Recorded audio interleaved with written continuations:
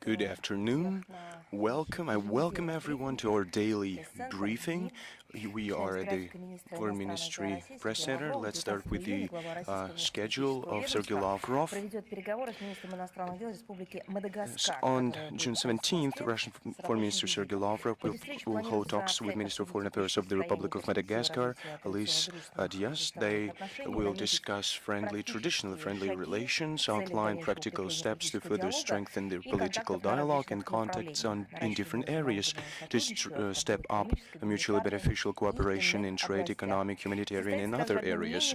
An exchange of views will also take place on regional and global agenda of mutual interest in accordance and cooperation with the UN and other international platforms. On June 22nd, Russian Foreign Minister Sergei Lavrov will hold in Moscow a meeting with former Minister of Foreign Affairs and Chair of the UN General Assembly, number 73, Maria Espinosa. I'll remind that she represents Ecuador in the context of her nomination for the post of the UN Secretary General. The Minister will outline in detail the main criteria that a candidate should comply with. The key requirements are non-selective approach to principles of UN, equidistance in policy, building bridges between member states, and countering the so-called privatization of the UN by the collective West. We expect that Maria Fernanda Espinosa will share her views on how the UN should function currently and will tell about her vision on the prospects of the future of the UN. The focus will be on her approaches towards the post of UN General Secretary in terms of the international agenda and in particular Ukraine. On June 23rd, the Diplomatic Academy of GMO Foreign Ministry organizes the roundtable. Over 100 ambassadors have been invited, representatives of international organizations. It will feature Russian Foreign Minister Sergei Lavrov. He will cite facts that demonstrate the true role of Western countries in emergence and development of Ukrainian crisis and its true goals. We hope that, to have a traditional trust-based exchange of views on Ukraine and other relevant issues of international agenda within this event. On June 24th, Russian Foreign Minister Sergei Lavrov will participate in the annual scientific and expert forum called Primakov Reading. The topic of the 12th meeting is Rule-Free World, Game of Power, and a question mark should be present here. Everyone sees that a group of countries that have imagined themselves to be the arbiters of the fate of all mankind are, with zeal and persistence worthy of a better cause, tearing down the system of written and unwritten international norms and rules built over past decades, what the actions of the West lead to and what the agenda can be of the global majority. All these questions will be dealt with by the participants of the forum. Please follow our social networks and the website where we will broadcast the statement of the minister. You'll also find the text version of this statement. Let us move on to Ukraine. The Kiev neo-Nazi regime, supported by its handlers, continues its terror against the civilian, peaceful population and infrastructure of our country. 254 people have been injured, over 50 died, including one child. 225 were wounded, including 12 teenagers and children. I'd like just to cite some facts so that everyone abroad, policymakers I'm talking about, when they make decisions about what side to take and whether to continue to support Ukraine, learn where this money goes. In Belgorod region, June 10th to 17th, the AFU attacked a passenger bus, killing 3 and injuring over 50, including a 9-month-old girl and 2 children, 5 and 13 years old, respectively. The Bryansk region, June 10th to 17th, enemy UAVs killed 9, injuring 22, including a 5-year-old boy, a 16-year-old boy, and a rescue team consisting of 3 people. June 17th, Ukrainian terrorists attacked a bus carrying Gomel children's football team. They were traveling from Belarus to Russia. They were traveling to a holiday destination. The wife of the coach of the children team was pregnant. She'll never come back home.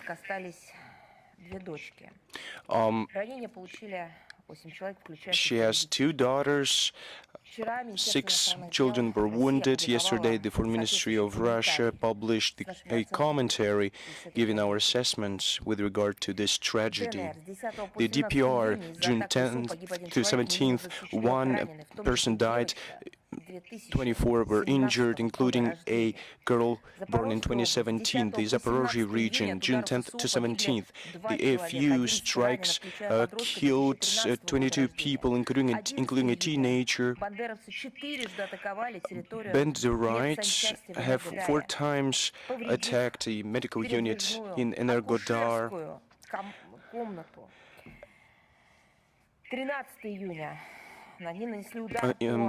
Damaging mobile obstetric unit.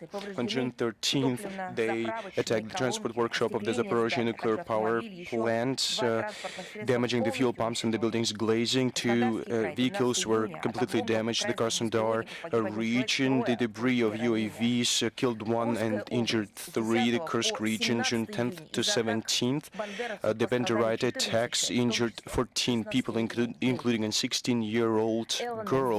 The Lugansk People's Republic, June 10th to 17th, drone attacks killed 2 people, including a 17-year-old boy, injured 15 people, including a 3-year-old girl with her mother and a 16-year-old boy. The Moscow region, the enemy attacks on June 17th killed 16 people, including a 13-year-old girl. What happened today overnight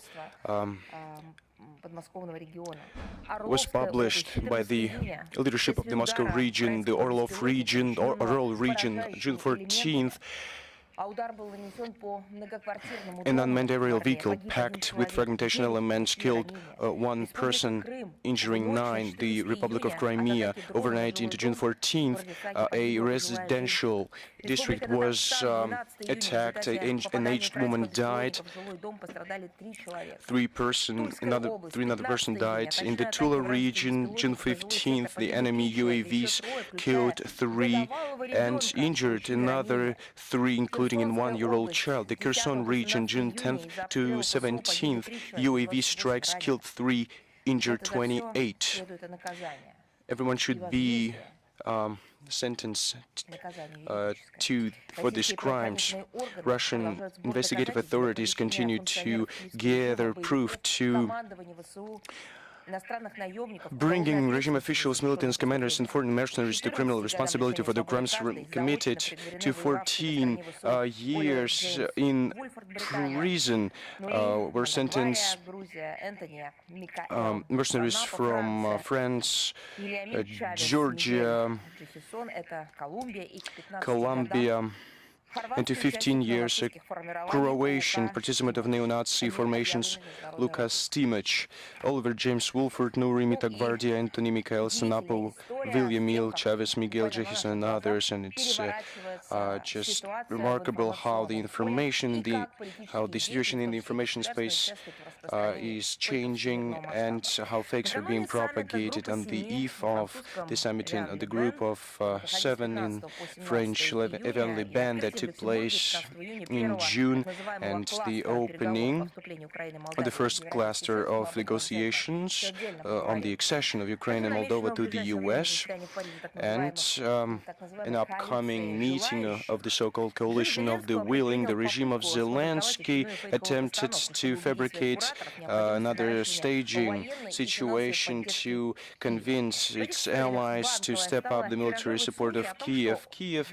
is propagating rumors that allegedly overnight into June 15th, the armed forces of Russia applied, as they said on Bankovaya, the Guran UAVs to strike on the Assumption Church of the Kiev-Pechorovsk monastery, setting the building to the fire. They presented the debris of the shot down UAVs of Russia that they allegedly had found there, but it was not convincing.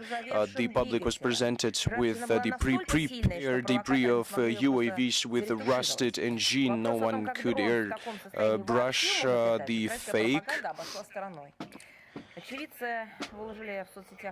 Witnesses published a video footage showing what happened really there. It says or shows that the church was damaged because the Ukrainian regime tried to shut down the Russian missile with Patriot MLRS, and it was expired, the missile. On June 15th, the Russian Defense Ministry said that the Russian armed forces do not plan and do not attack civilian infrastructure facilities. They're trying to reach the necessary effect. Zelensky rushed to the Kiev-Pechorovsk monastery. Didn't go there to participate in religious processes. At the background of the damaged monastery, he accused Russia of this strike, so he wanted to please the Western audiences. He called upon providing Ukraine with new military means, but he said nothing about persecutions of the church, at the backdrop of which he was standing. He said nothing about persecution of the monastic brethren and criminal persecution of the vicar of the monastery, Metropolitan Pavel of Uzhgorod and Chernobyl, of the canonical Orthodox Church, as well as the actual seizure of the monastery by schismatics from the so-called Orthodox Church of Ukraine, who organized cooking shows, dance competitions, and other entertainment events inside churches. And he also kept silent about the looting, the looting of the Lavra itself by the regime and the removal of the saints' relics kept there with the intent of later selling these treasures of world orthodoxy in the West, gloating over this things. It's an attempt by Bandera supporters holed up in the monastery to cover up traces of theft of church property, the relics we're talking about, and somehow cover up what they were doing there. And it is also remarkable that the so-called strike was used by the Zelensky regime to put pressure on the canonical church, because on June 15th, the Ukrainian State Service for Ethnopolitics and Freedom of Conscience, notorious for its fabrications, issued a call for the hierarchy, clergy, monks, and laity of the Ukrainian Orthodox Church to withdraw from the Moscow Patriarchate, and then they justify why they should do that. It's a unique story, I would say. Just imagine that's a state body that calls upon representatives of a certain religion, saying that they should do this and that, which church they should join and which gods they should pray to. Let's see what happened there in detail. On June 9th, in Tallinn, there was another gathering of the so-called Northern Baltic 8. It's a Denmark,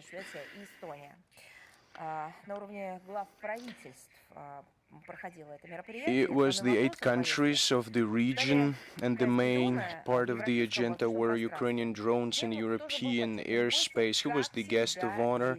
It was Zelensky. According to the media, he was spreading the idea. The media were quoting him. He was propagating the package deals in terms of UAVs. He wanted to propose manufacturing them together and test them on the battlefield to train the personnel, taking into account the experience of the AFU, and sending Ukrainian experts in order to protect the territories from the UAVs that had changed course. Zelensky said to the European regime that he was ready to strike Russia's inland, if you formulate it directly. So who responded to that? Latvia, that heads together with Britain the so-called the drone coalition, as well as Norway, the leader of the maritime coalition in support of Ukraine. It was declared that by Riga that the forum is an agreement with the Kiev regime would be signed. Prime Minister and Defense Minister of Norway that came to Tallinn, they promised to Ukraine that they would supply Ukraine with 200 unmanned boats equipped with sensor armaments UAVs to the tune of $127 million. It was noted that their joint development with the Kiev regime, the goal of it is to defend the Black Sea corridor that allegedly has a defining importance for the international food security. One should remember the recent explosion of the Ukrainian unmanned boat in the Romanian Constanța. It's not the single case that we saw, or another explosion close to the city of Samsun in Turkey, or maybe the Grecian island Lefkada, and the Ukrainian regime apologized for that. The Ukrainians said openly that they were preparing and launching attacks on the Russian fleet, energy and port infrastructure in the Black Sea, and their intent to contribute to the escalation in the region and undermine the international maritime navigation. He was under impression after the trip to Estonia. It's the homeland of Kaja Kallas, if you don't know. Zelensky on June 10th issued a decree that, according to which a day of unmanned system would be established that would be celebrated on June 11th each day. Not only on this track we see craziness. Of course, we should also mention the history. Of course, it is closely intertwined with everything that is happening in that country. According to Ukrainian media, on June 9th, some representatives of the expert community agreed upon the draft project that would allow to erect a monument to Mazepa. Remember, he received an order of Judas from Peter the Great. They were saying that they want to return this figure to the Ukrainian public space and to fill it with Ukrainian historical figures. I'd like to apologize. We're talking about the Kiev-Pечorsk monastery. We're talking about the church that these experts, we're talking about military special services experts, they wanted to fill this monastery with different entertainment shows. They hold these shows in the altar,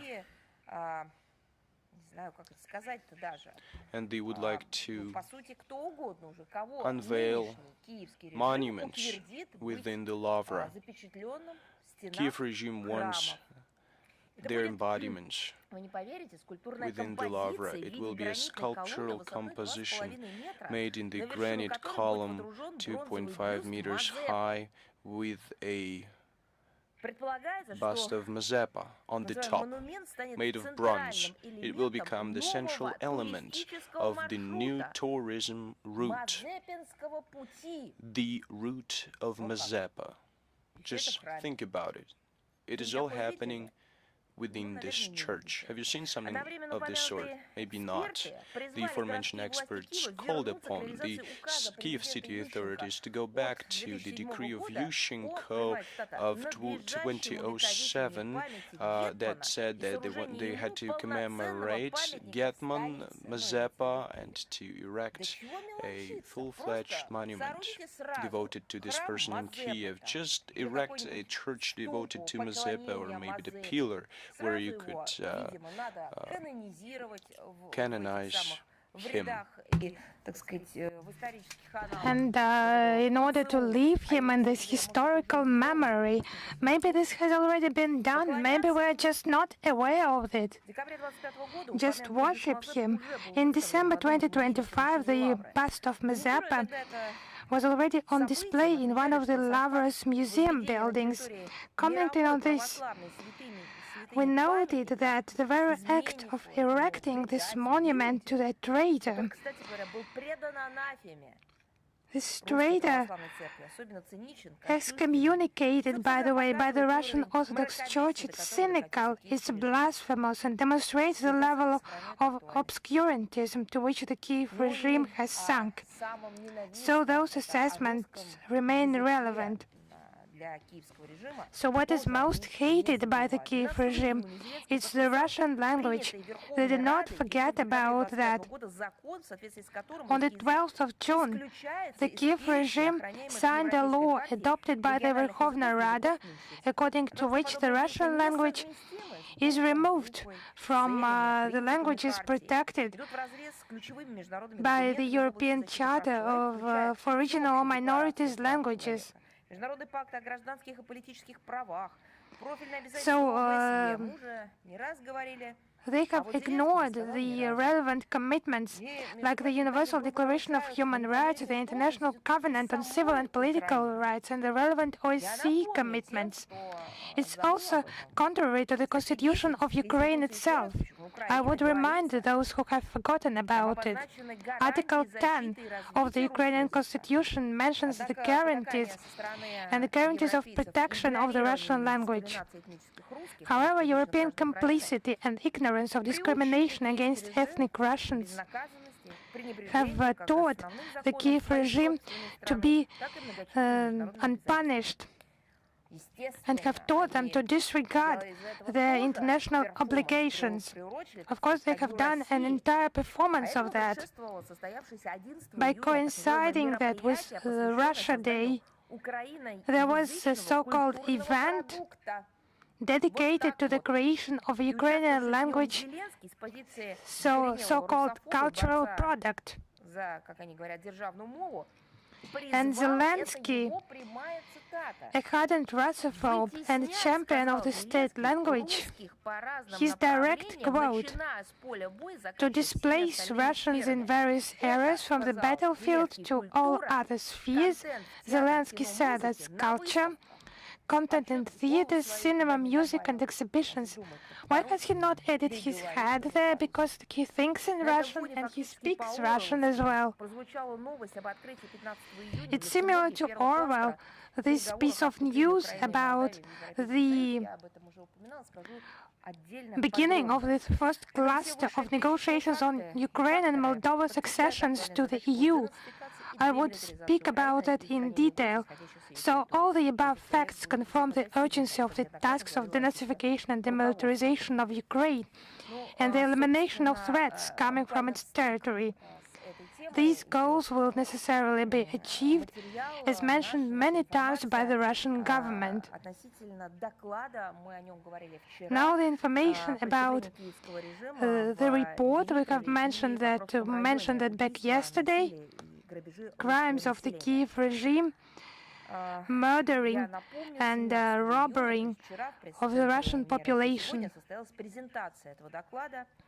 Yesterday there was a presentation in the Russia Today Center of this report prepared by the International Tribunal on Crimes of Ukrainian Nazis. chaired by Maxim Grigoriev. I would remind you that the International Public Tribunal on the Ukrainian neo-Nazis crimes was established in 2022 during the International Conference on the Crimes of Ukrainian Armed Forces in Donbass from 2014 to 2022. And it includes representatives of civil society from 35 countries who collect evidence of the Kiev regime's crimes, submit it to national law enforcement agencies, and present information on Russia and international platforms. The report covers crimes of the Ukrainian armed forces in the city of Dmitrov. All the facts have been verified, documented, and this butcher staging that has tired literally everyone. The victims of the mentioned crimes, crimes mentioned in the reports, have relatives, photographs. So everything that distinguishes the real story of tragedy from fakes. And I would highly recommend to anyone interested in the real situation in Ukraine to study this report. The link will be published in the text version of the Today briefing. Yesterday, during my welcoming speech to the participants in that event, I quoted some passages. It's not for weak people. It's for those who have strong nerves. And maybe some people think they are strong and they have seen a lot, but you have not seen that. Just read this report. Read it carefully. And realize you are not reading it about the long gone past, not the 10th centuries or some centuries BC. You are reading that just now, about what is happening in the 21st century, somewhere nearby.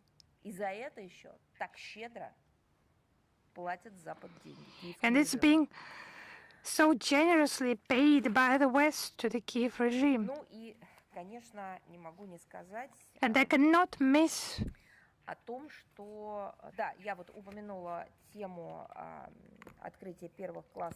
have mentioned the topic of the opening of the first clusters of the EU talks with Ukraine and Moldova. They started on the 15th of June in Luxembourg. Some words about this issue. It's part of bilateral interagency conference, and Zelensky has said a few words about those talks. His, so to say, victorious statements. It's obvious that this cluster, it opens first and closes the last. It's about the functioning of rights and freedoms and the democratic institutions, public administration reform, public procurement, and financial control. It's unattainable for the Kiev regime. I think everyone understands that. According to domestic law, including the Constitution of Ukraine, human rights violations have reached just unprecedented level in Ukraine, particularly with regard to ethnic Russian and Russian-speaking citizens. Freedom of speech, assembly, canonical orthodoxy are under attack. The state apparatus is literally riddled with corruption. Those who have been just absolute lawyers of Bankova and radical nationalism is flourishing, and the Sandu regime has effectively abandoned the principles of law and media freedom. Totalitarian practices have long prevailed.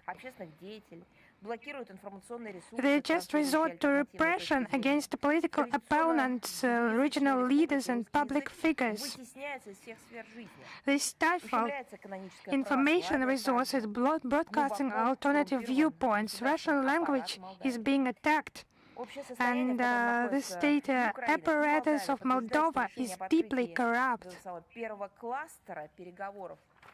So this first cluster about Ukraine's and Moldova's accession to the EU is in a purely political dimension. It's needed for advertisement, just to demonstrate alleged successes of those countries in some Euro integration. This characterizes the EU itself, its enlargement policy, where it's not the Copenhagen criteria that prevail, but some geostrategic considerations. And what has remained of this mask of human rights that the Brussels representatives have used to cover themselves? Where are human rights here? Money just spent for measures against civil population. So Western Europe will just promote Moldova and Ukraine, bring them to the acceptable levels.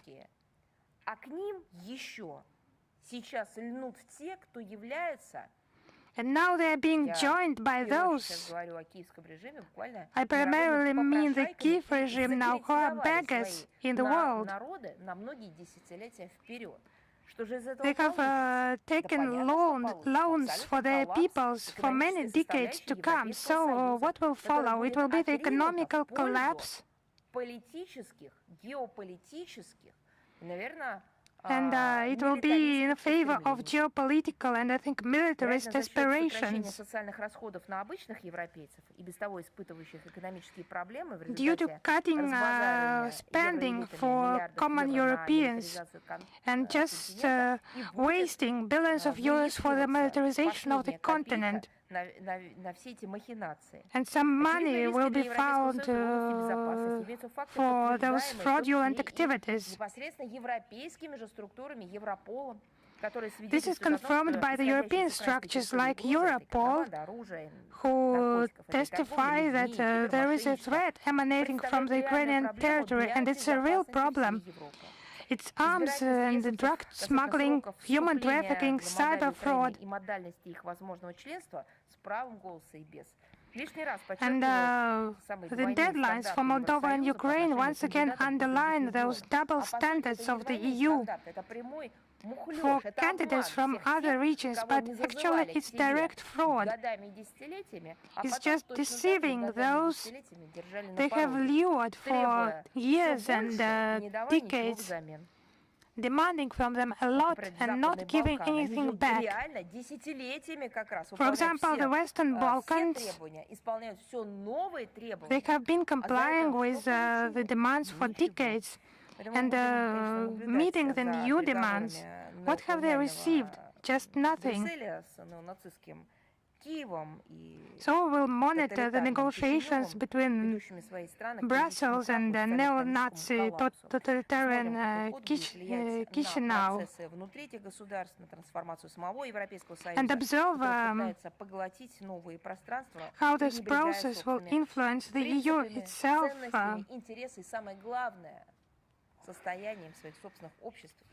which is disregarding its own principles and values and its economic situation. Now we will provide a detailed commentary, because we have repeatedly commented on the issue of biological activities of the EU beyond its national territory, the US beyond its national territory, and it's not a new material for us, as the US side has tried to avoid discussing this issue on many occasions in order to conceal the financing by the US government of more than 120 biolaboratories in more than 30 countries, including more than 40 biolaboratories in Ukraine. As repeatedly stated by our Ministry of Defense, Russian Ministry of Defense colleagues, the information on the Pentagon activities and its partners in Ukraine has been obtained during the special military operation in Ukraine. And there was also a report connected with the creation of biological laboratories in Ukraine. We will post links in the text version of the today briefing. The Parliamentary Commission has started the whole list of the available documents about the creation of biolaboratories obtained during the special military operation, and the data on those biolaboratories and this issue has just been received some fresh revelations with regard to what Tulsi Gabbard, Director of National Intelligence of the US, has revealed. Just have a look. More than one-third of the US laboratories abroad is situated in one country. So which country? The country where an illegal coup d'etat has been committed. It's Ukraine. And other former Soviet Union states surrounding the perimeter of Russia. So that's according to that American report.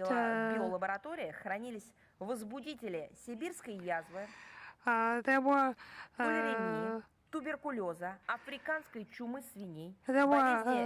pathogens of Siberian anthrax, tularemia, tuberculosis, African swine fever, Newcastle disease, Middle East respiratory syndrome, Marburg, Ebola and Lassa viruses, and the plague. The scale and the aims of those activities are just obvious. What has been stored in Odessa, uncontrolled by the Ukrainian authorities, more than 400 units of cholera, bacteria, and a lot of bacteria of Siberian ulcer. And in Ukraine, there is a forced growth of a number of cases of other diseases. They could have occupied themselves with the studies of what causes other diseases, such as chickenpox and tuberculosis. But it's actually obvious that they have studied what had no direct relation towards the region. There were pathogens of very dangerous diseases there that compose biological weapons. Among the institution is the Kherson Laboratory, Mechnikov Anti-Plague Institute in Odessa, Transcarpathian Diagnostics Laboratory, and those 4 sites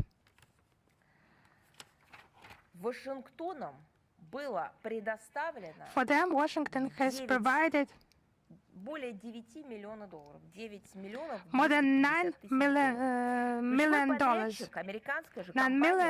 $250,000. So the key subcontractor was the Mechnikov Institute.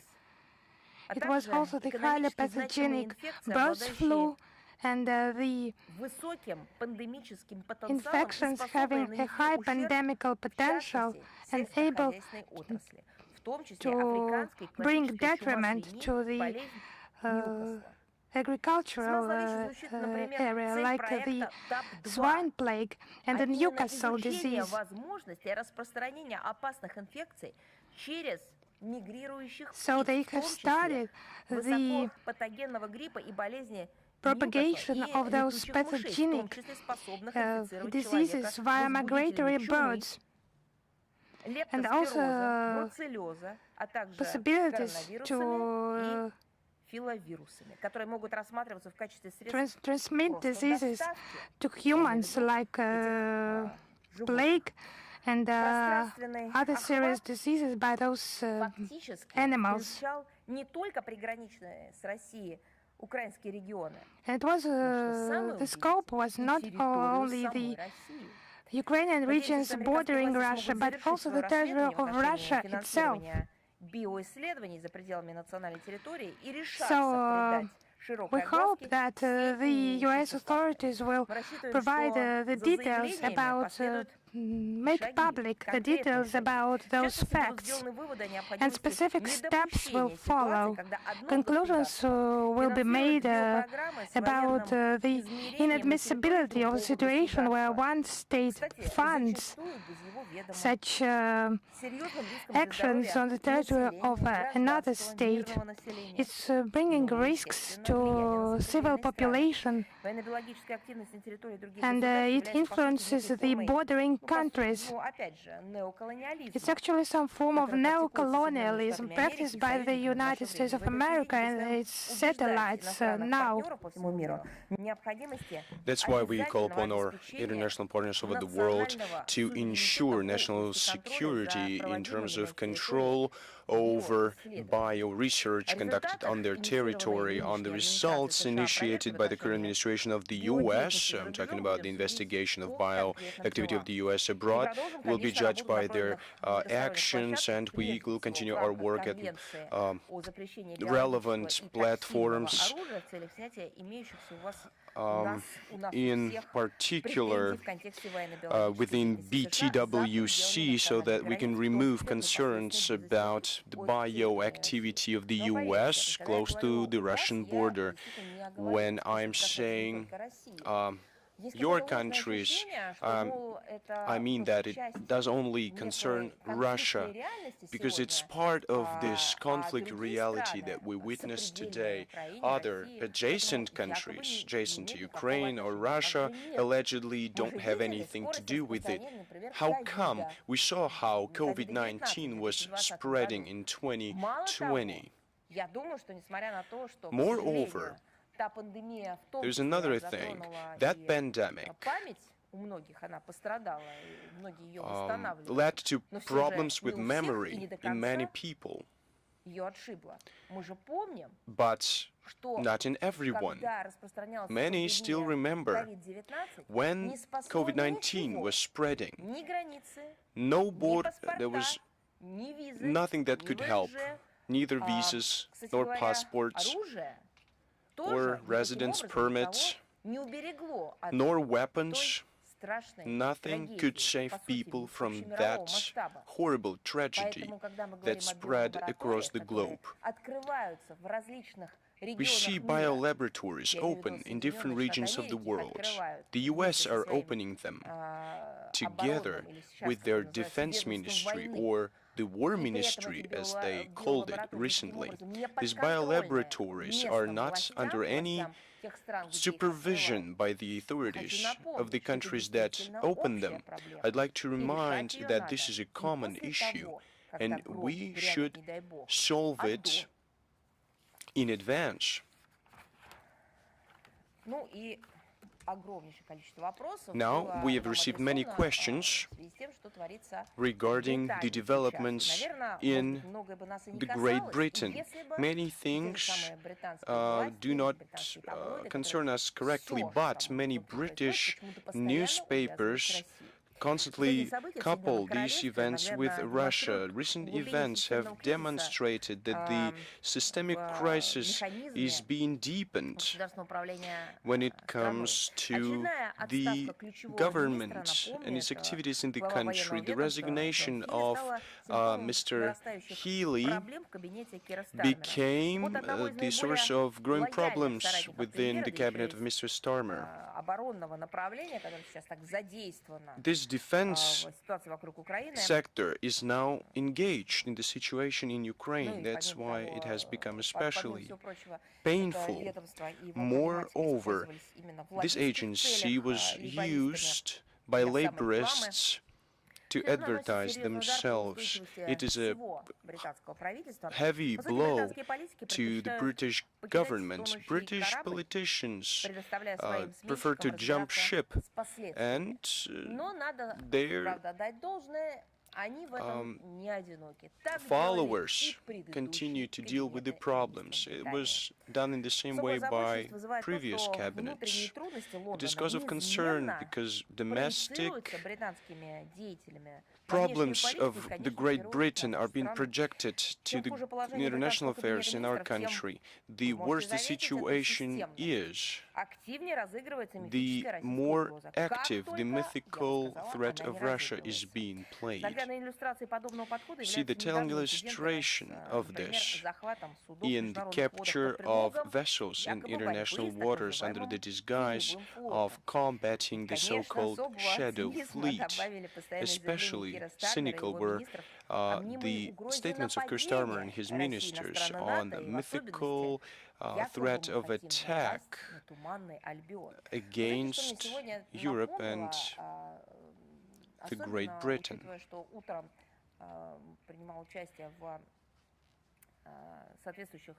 In the morning, I participated in the events of the Federation Council, of the Federal Assembly. Those events were devoted to the Day of Sorrow and Remembrance, June 22nd. It reminded me of the period when the Third Reich, in their doctrinal documents and the propaganda of Goebbels, was stating that the Soviet Union wanted to attack Europe and one should defend oneself. But we saw who was the one to attack. The Nazi Germany attacked, invaded the Soviet Union, as well as the countries that it didn't want to attack initially. It attacked and invaded its neighbors, friends, and allies. Then it invaded the Soviet states.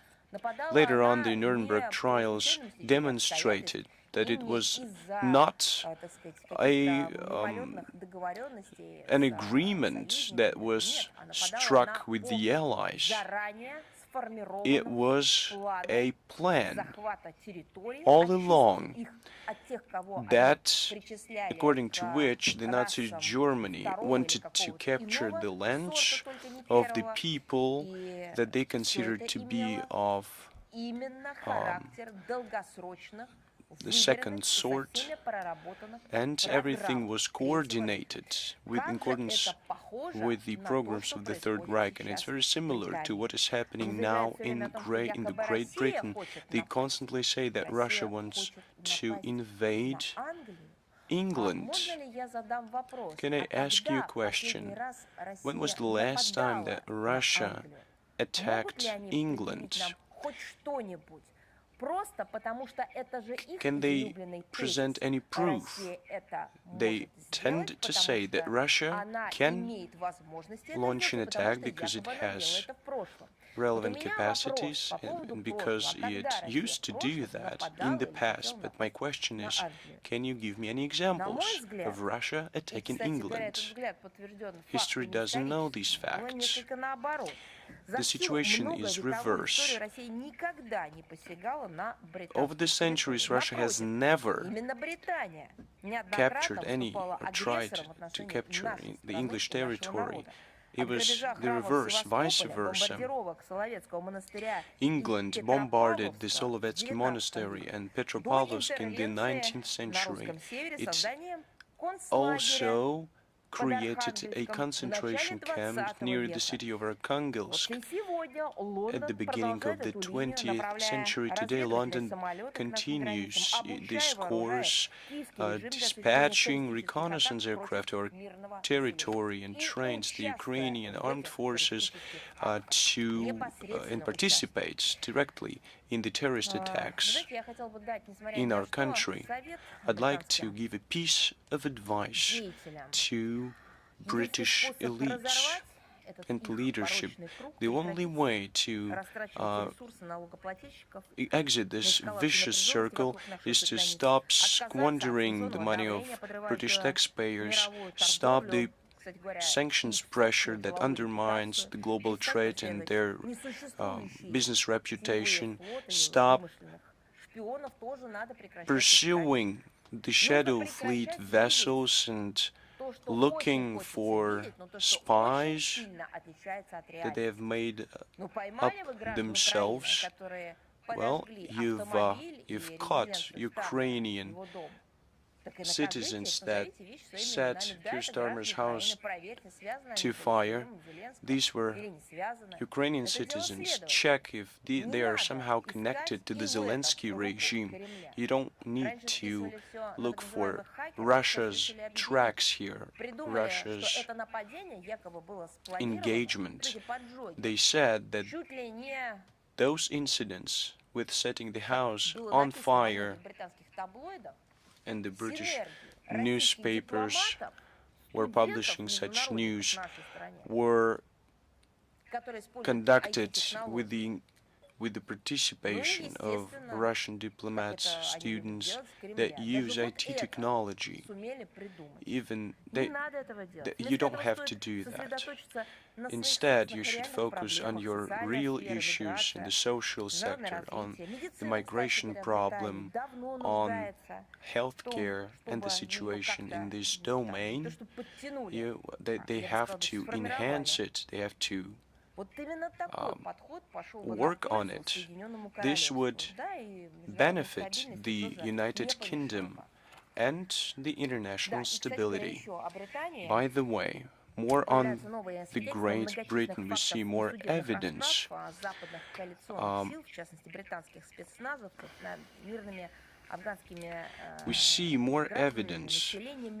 on extrajudicial executions by Western coalition forces, particularly British special forces, of the Afghan civilian population during Operation Enduring Freedom, which are coming to light with increasing frequency. What are we talking about? From 2010 to 2013, when servicemen of the elite British Special Air Service killed under suspicious circumstances at least 50 Afghan citizens, including aged people and minors. Earlier, the Russian Foreign Ministry gave a public assessment to these events.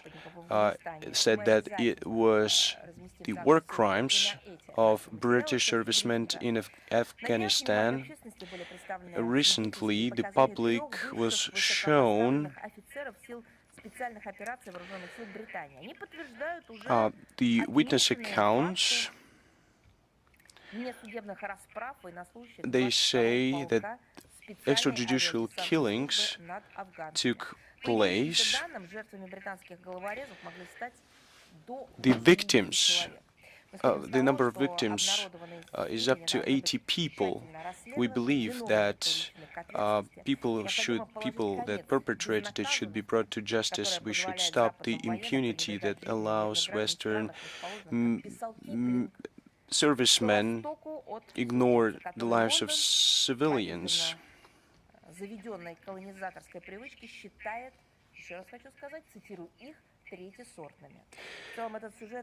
Britain perceives the citizens to the east of the Suez Canal to be people of the third sort. Over and over again, we see the hypocrisy and double standards hidden behind a facade of respectability. This is very characteristic of the policies of London. They do it under the guise of human rights. Of course, Britain is complicit in the terrorist activity of the Kiev regime. It is sponsoring the Kiev regime and is encouraging the regime in all ways possible. London is not a paragon of human rights respect. They trample the norms of international law and do it openly. A horrible story happened in Gyumri, desecration of memorial devoted to the heroes of the Great Patriotic War. It's called Mother Armenia Monument. On June 10th, we heard first reports that this memorial was desecrated. Of course, it provokes deep outrage. This sacrilegious act is not just hooliganism, but it's a coordinated attack against the historic memory. It's an attempt to desecrate the memory. Of course, we set a note of protest. The servicemen of the military base in Gyumri engaged in reconstructing the memorial. Our embassy in Yerevan gave its assessment to these events.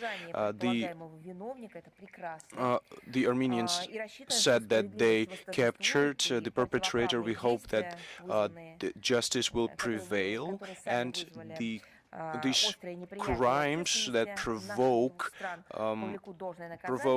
outrage in both countries will be brought to justice, but at the same time, the official Armenian authorities did not condemn directly the desecration of the monument. They did not say explicitly what they thought about it. They kept silence instead. It has become a bad tradition. Remember, in Yerevan, no one reacted to the statement of Zelensky, who threatened to disrupt the victory parade in Moscow on the Red Square, where great figures that saved the world from brown plague are buried, and they are connected with directly with history of Armenia and the Armenian people. Of course, we understand that this connivance and an unbridled anti-Russian campaign that accompanied the parliamentary elections in Armenia created fertile ground for such barbaric acts. We've seen attempts of some information resources linked to the authorities of Armenia to demonstrate, to present this incident as an act of provocation by Russia. You won't believe it. One could believe it, but we are trying to maintain and protect all the monuments devoted to the soldiers of the Red Army. And we see that in Western Europe, these monuments are being demolished. We're the only country who is protecting these monuments. No one is helping us, so please do not make up these stories. We are not provoking anyone to do anything. This is blatant lies, flagrant lies, fabricated, and it is beyond common sense, let alone courtesy. Trample the foot, the memory of predecessors, and combating memorials is an integral part or maybe a prerequisite to get closer to the European Union, on the territory of which the monuments and memorials are being demolished, and even the tombs to the soldiers that fought against Nazism and fascism. We hope that our common history and its glorious pages would not be part of the reform according with European standards. Now on our reciprocal measures that we took with regard to the European Union measures, представительств и консульских учреждений стран-членов ЕС, государств Шенгенской зоны, не входящих в ЕС. We're talking about notification procedure for crossing the state border of the Russian Federation for employees of diplomatic missions of EU member states, Schengen agreement countries that are not part of the US, EU, and representative offices of the EU in Moscow. On the website of the Department of State Protocol of the Russian Foreign Ministry, in announcements and events page, you'll find the information. It's a Q&A material on how the notification procedure works. The notification procedure on how to cross the state border for the aforementioned people entered into force as a reciprocal measure to the measures of the European Union that was joined by certain European countries that are not part of the European Union, that made it more harder for our diplomats and officials to cross the borders within the European Union and the Schengen zone. Starting from January 2026, when our diplomats want to cross the border of the country they're staying in, should in advance notify the countries and other countries of the European Union, the Schengen zone, that they are entering or transiting. A number of countries of the European Union introduced a permissive procedure. They, apart from damage, they are discriminatory. They not in compliance with the Vienna Convention on Diplomatic Relations of 1961 and the Vienna Convention on Consular Relations of 1963. And of course, these measures are tantamount to the failure of the said countries to properly fulfill their obligations as host states under Article 25 of the Vienna Convention on Diplomatic Relations and Article 28 of the Vienna Convention on Consular Relations, to provide all facilities for the performance of the functions of a diplomatic mission or consular post.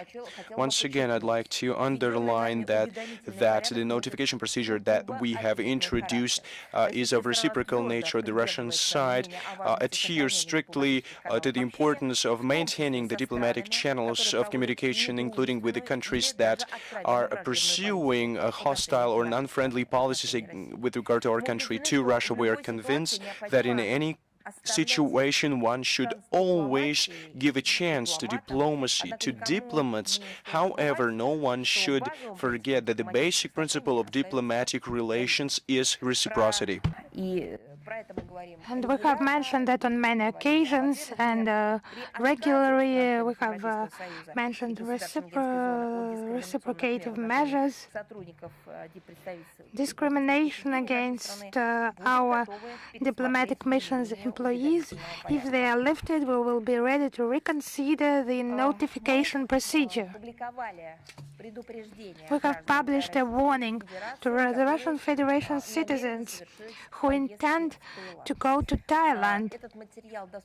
This material is available on the website of the Russian Foreign Ministry, and we have also observed, after our commentary, there were commentaries by the Thai Ministry of Foreign Affairs.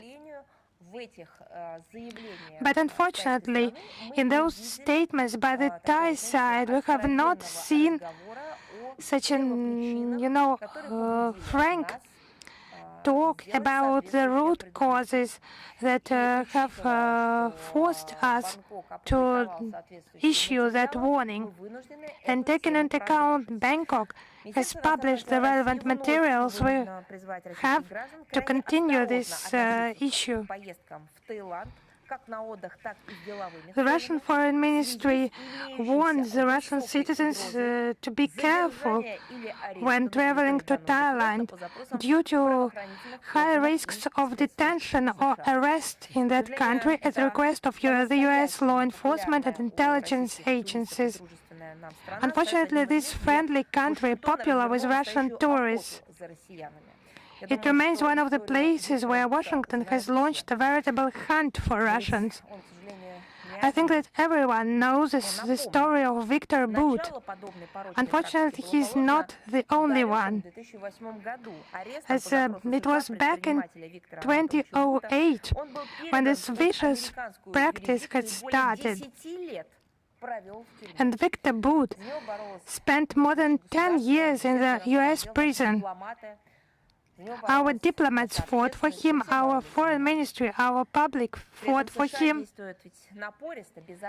But the US, it acted coercively.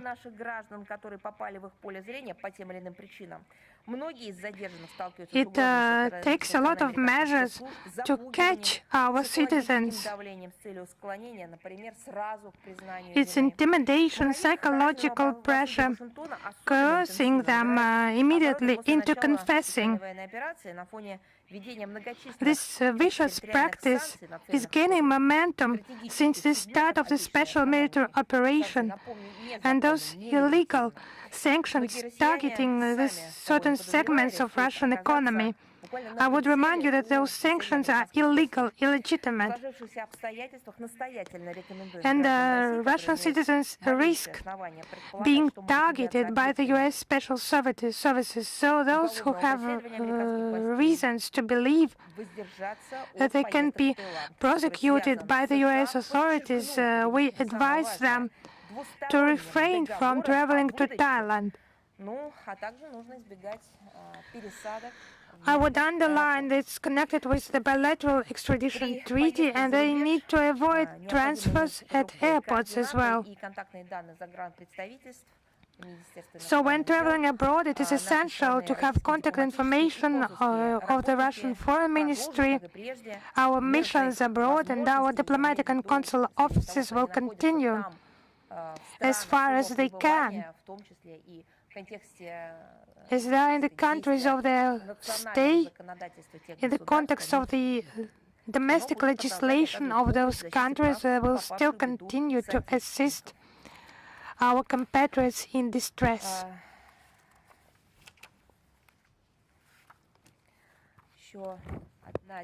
One more issue.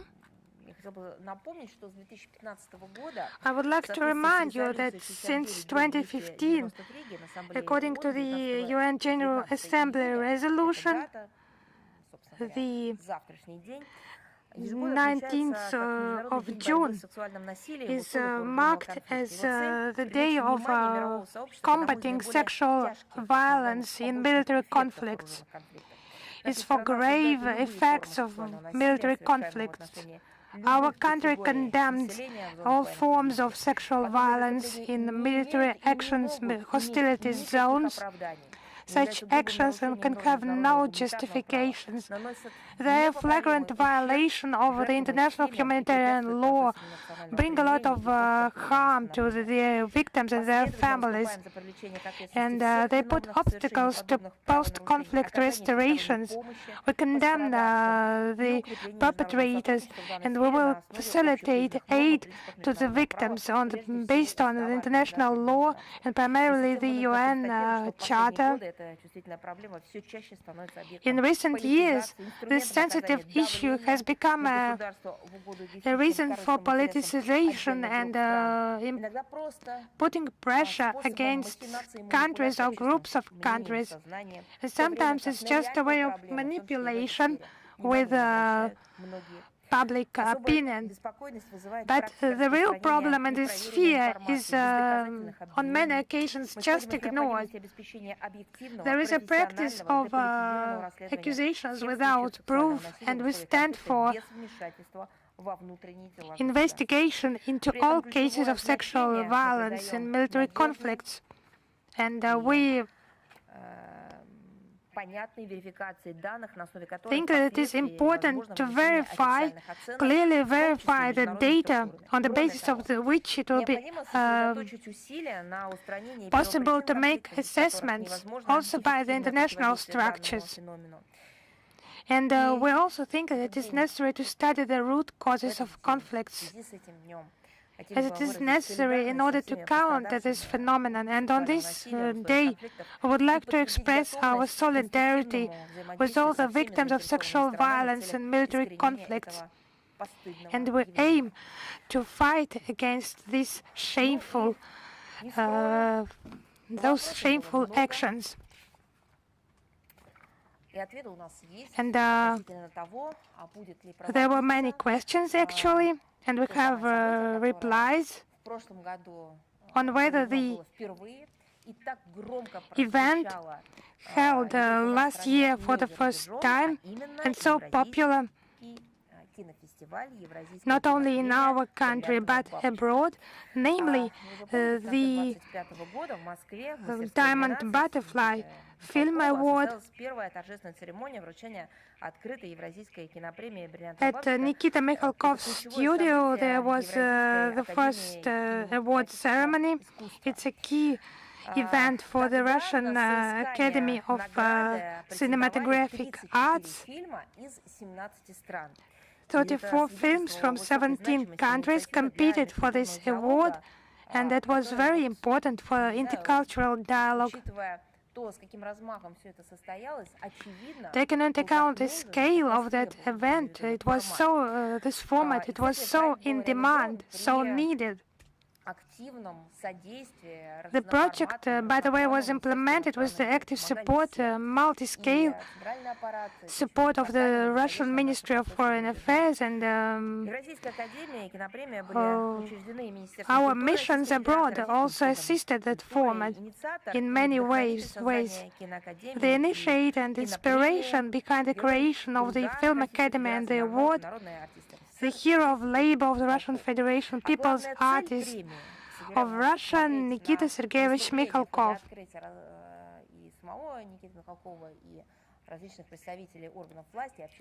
You can have a look at the activities of Nikita Mikhalkov himself and our representatives, our public figures. They have made a lot of comments about this format.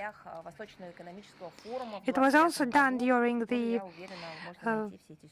business breakfast at the East Economic Forum. You can find all those statements. It's about the preservation of the cultural identity and the common spiritual values for humankind, and we have provided detailed comments on Zvezda Holding Radio, and we will post a link in the text version of the Today briefing as well. So in this context, the Russian Film Academy contributes to historical memory preservation of peoples, and the viewers, they are provided with a set of films created by filmmakers from Russia, China, Serbia, South Africa, Kyrgyzstan, Turkmenistan, Indonesia, and many other countries. So we were asked, what will happen this year? Will there be a continuation? Or will it be not one day, for one day, like a butterfly? No, this butterfly is a diamond butterfly, so it's a long-standing value. So this year, the gala ceremony of the Open Eurasian Film Award Diamond Butterfly will once again be held in Moscow. So the intriguing part is when this will happen. It will be unveiled very soon, but the film screenings have already started. They are underway, and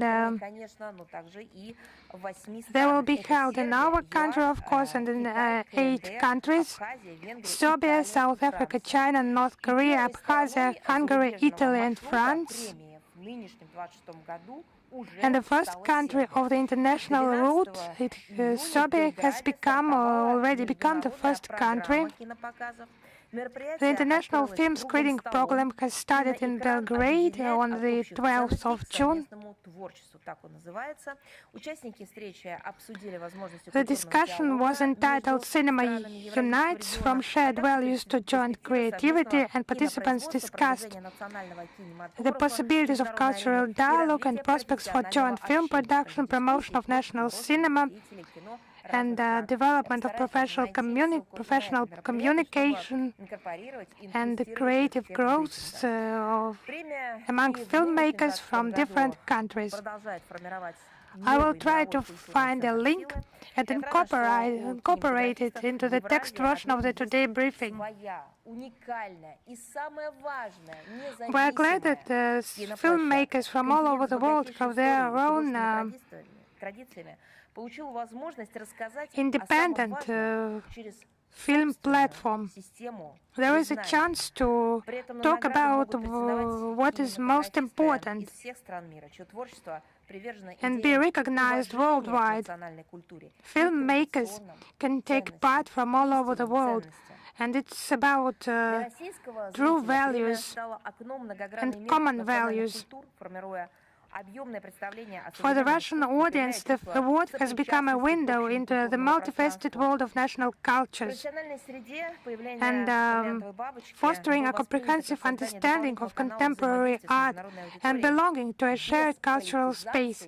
Its interaction with international audience without politicization and this hell of a narrow-mindedness, so as it is pronounced on international platform, they have changed gender.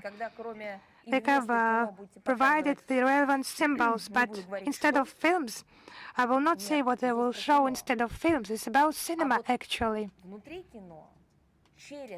But within cinema,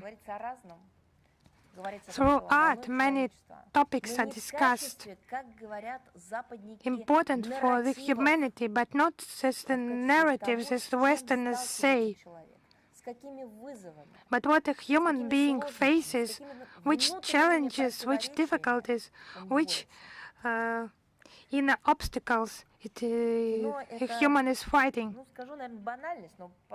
inner contradictions. So I would say that cinema is not a banality, but it's a channel for communication that will give people an opportunity to better understand each other, to see the world in someone else's eyes, but through the eyes of another human being, to feel that they are part of that, part of the culture, and to understand the multifaceted nature of other peoples.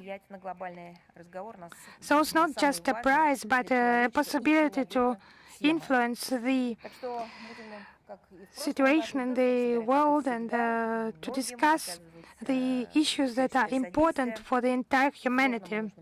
So we will cooperate, and our foreign missions in the countries where the screenings will be conducted, they will convey the relevant information to you. Please keep an eye on the accounts, and we will also inform you about that. So in order to conclude the introductory part, the issue that is of importance, that is relevant now, the 22nd of June, it's 85 years since the most tragical dates of our history and the history of the entire humankind, the start of the Great Patriotic War, which lasted 1,418 days and nights, that claimed the lives of 27 million Soviet citizens and left its mark on every Soviet family. On this day, bowing our heads in memory of the fallen, we clearly recognize that the cause that led to this fatality was aggressive, misanthropic nature of German Nazism, Italian fascism, Japanese militarism, this policy of the Axis powers. вот это она и была. They are now talking about the axis of evil. Реализации их So планов по that захвату was it. советской территории и уничтожению населению способствовало попустительство со стороны ведущих Their plans европейских to держав, seize которое Soviet вошло в territory, историю it was due to the под названием connivance of умиротворения leading агрессора. European powers.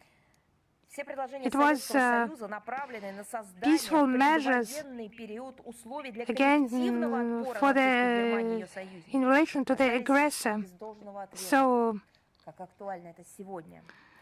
Западные those так называемые attempts демократии they remained проводили unanswered. последовательную политику умиротворения, повторю еще раз, Western позволяя democracies нацистам наращивать военную помощь. pursued a policy of военную мощь. appeasement. И апофеозом этих I would попыток направить вектор агрессии say that на once восток again, стало and заключение in order в to 1938 году Мюнхенского direct договора. aggression eastward, Когда Берлин it was the буквально Munich Agreement of скормили Чехословакию, 1938, подарив ее when Czechoslovakia was промышленный literally потенциал. fed to Berlin.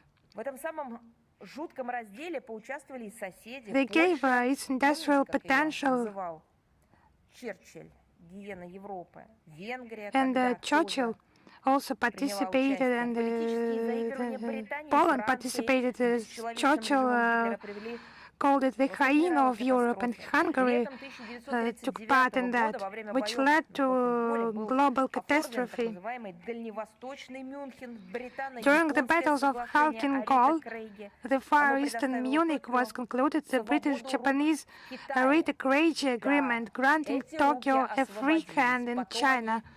So those по hands локоть were оказались в freed, крови. and Трагические then they события в истории Второй were мировой войны показали, in что blood решить up проблемы to the собственной elbow. безопасности за счет So in order to безопасности resolve и their own security суверенитета problems at the других expense государств и of the народов security просто and sovereignty невозможно. of other Этот peoples урок and нынешней states is impossible. я не скажу политики, политиканы так и не выучили, не излечили, This не lesson, исцелились it has они not от been этой самой заразы.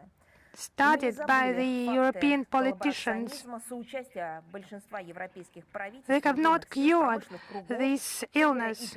So those industrial groups, governments and citizens supporting the Hitler's war crimes, and that in Drang nach Osten, the strike to the east, virtually participants of every European country participated in that. So war entered every house, affected every family, leaving wounds among those who have lost what has been the most valuable: daughters, sons, mothers and fathers, peaceful life. It has been lost. And belief in humankind, it has nearly been lost.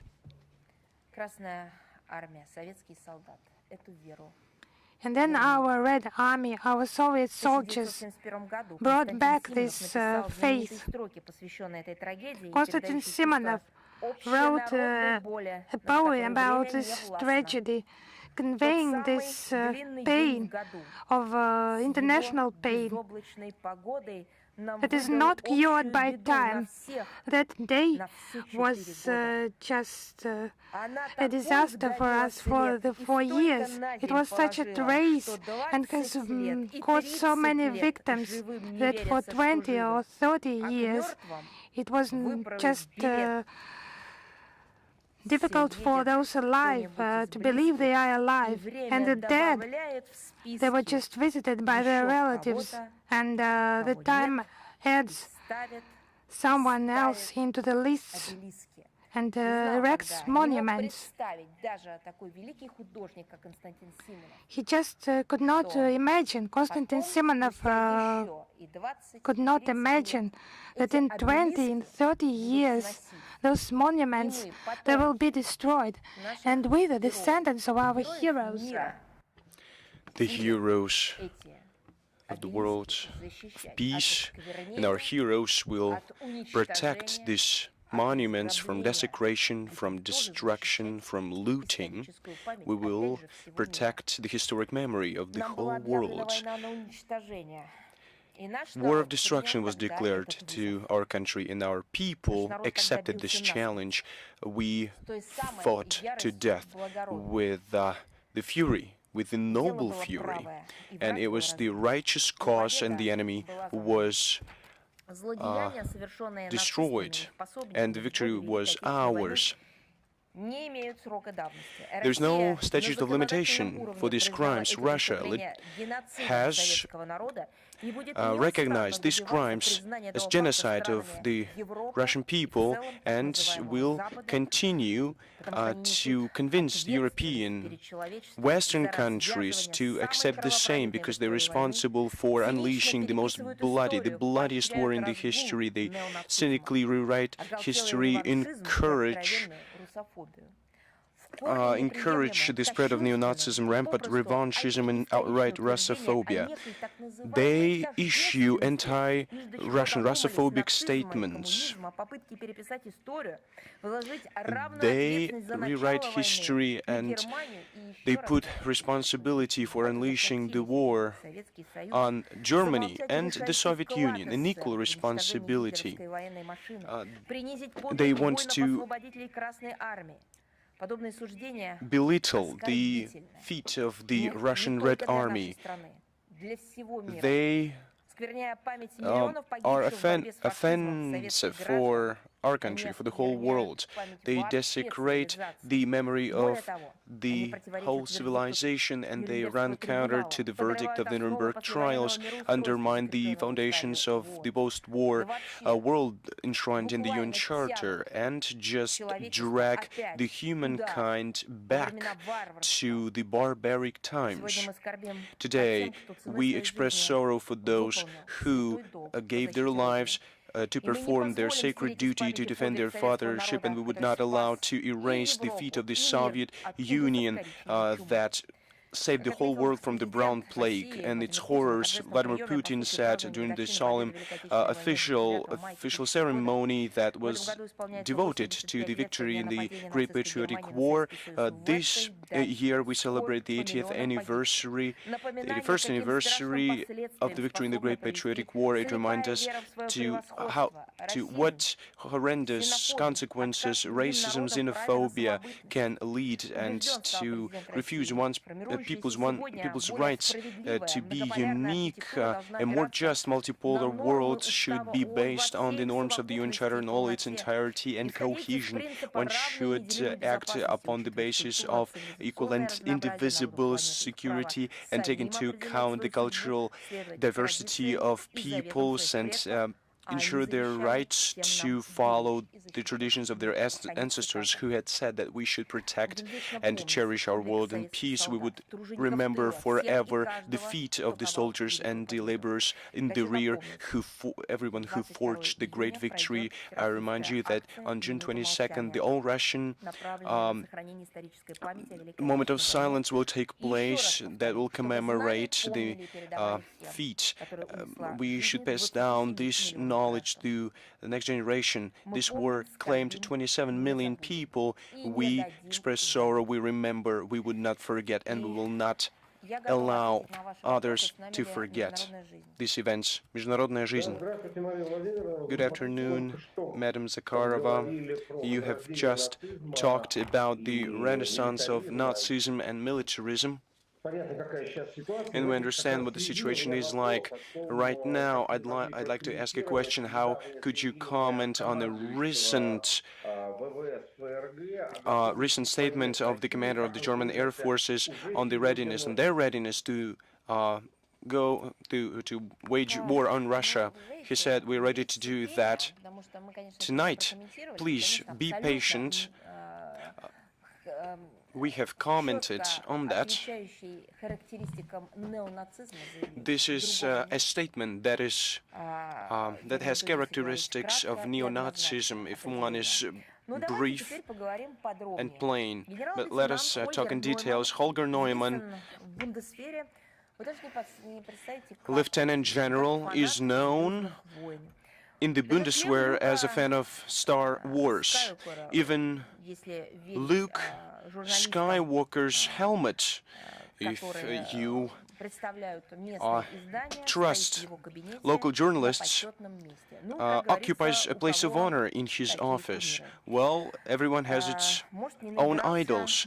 Maybe He only had F's in history, didn't have enough time to plane when he was a kid. I think medical personnel should deal with this certain case, but I don't think there is anything that you can explain it with, explain such statements with. The German leadership, like 85 years ago, deal with some ideas of attacks overnight. They're talking about the protection of the Allies' territory, that they can attack St. Petersburg, the Kola Peninsula, Black Sea beaches, and other territories. But there's one problem. Somehow they have to reach Russia. And what is he planning to fly on this phantom German-French defense project for a future air combat system? In this case, he'll need a helmet from Star Wars. Or maybe he wants to dispose of the German Tornado and Eurofighter aircraft at our expense. Maybe he should peruse an historic manuscript where he would find information on how we helped, in particular,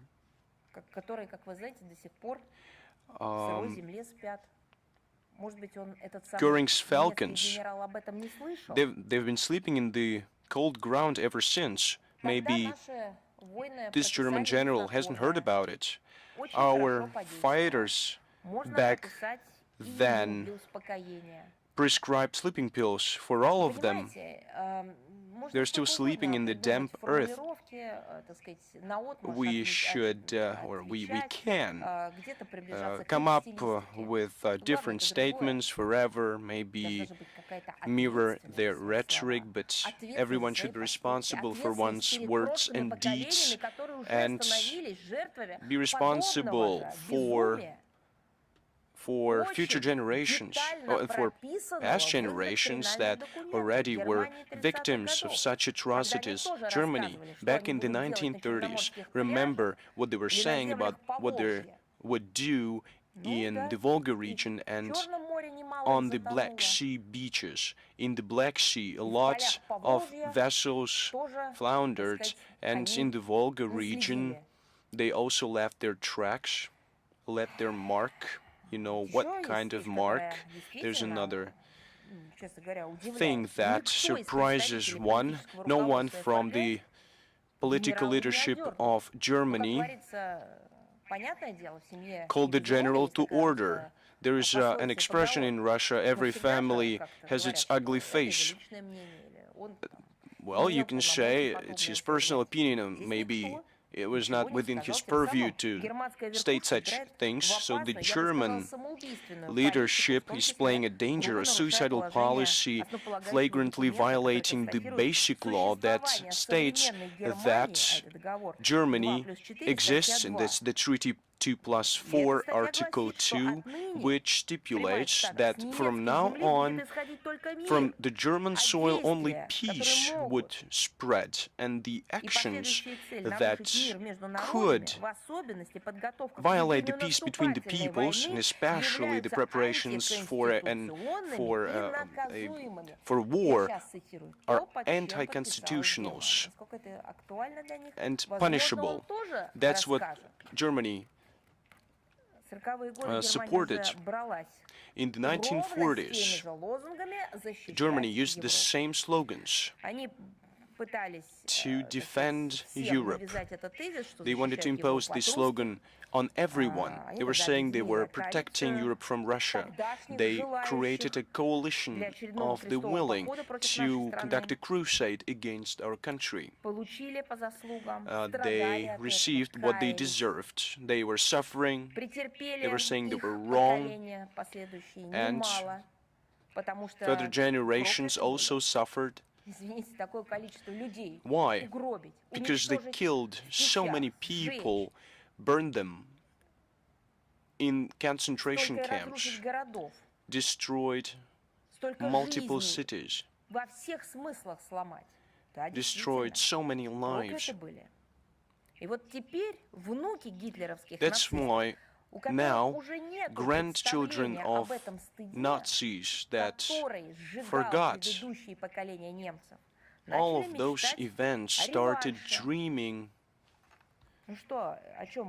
of revenge. Well, history doesn't teach them anything. Let's now look at the situation from a different angle.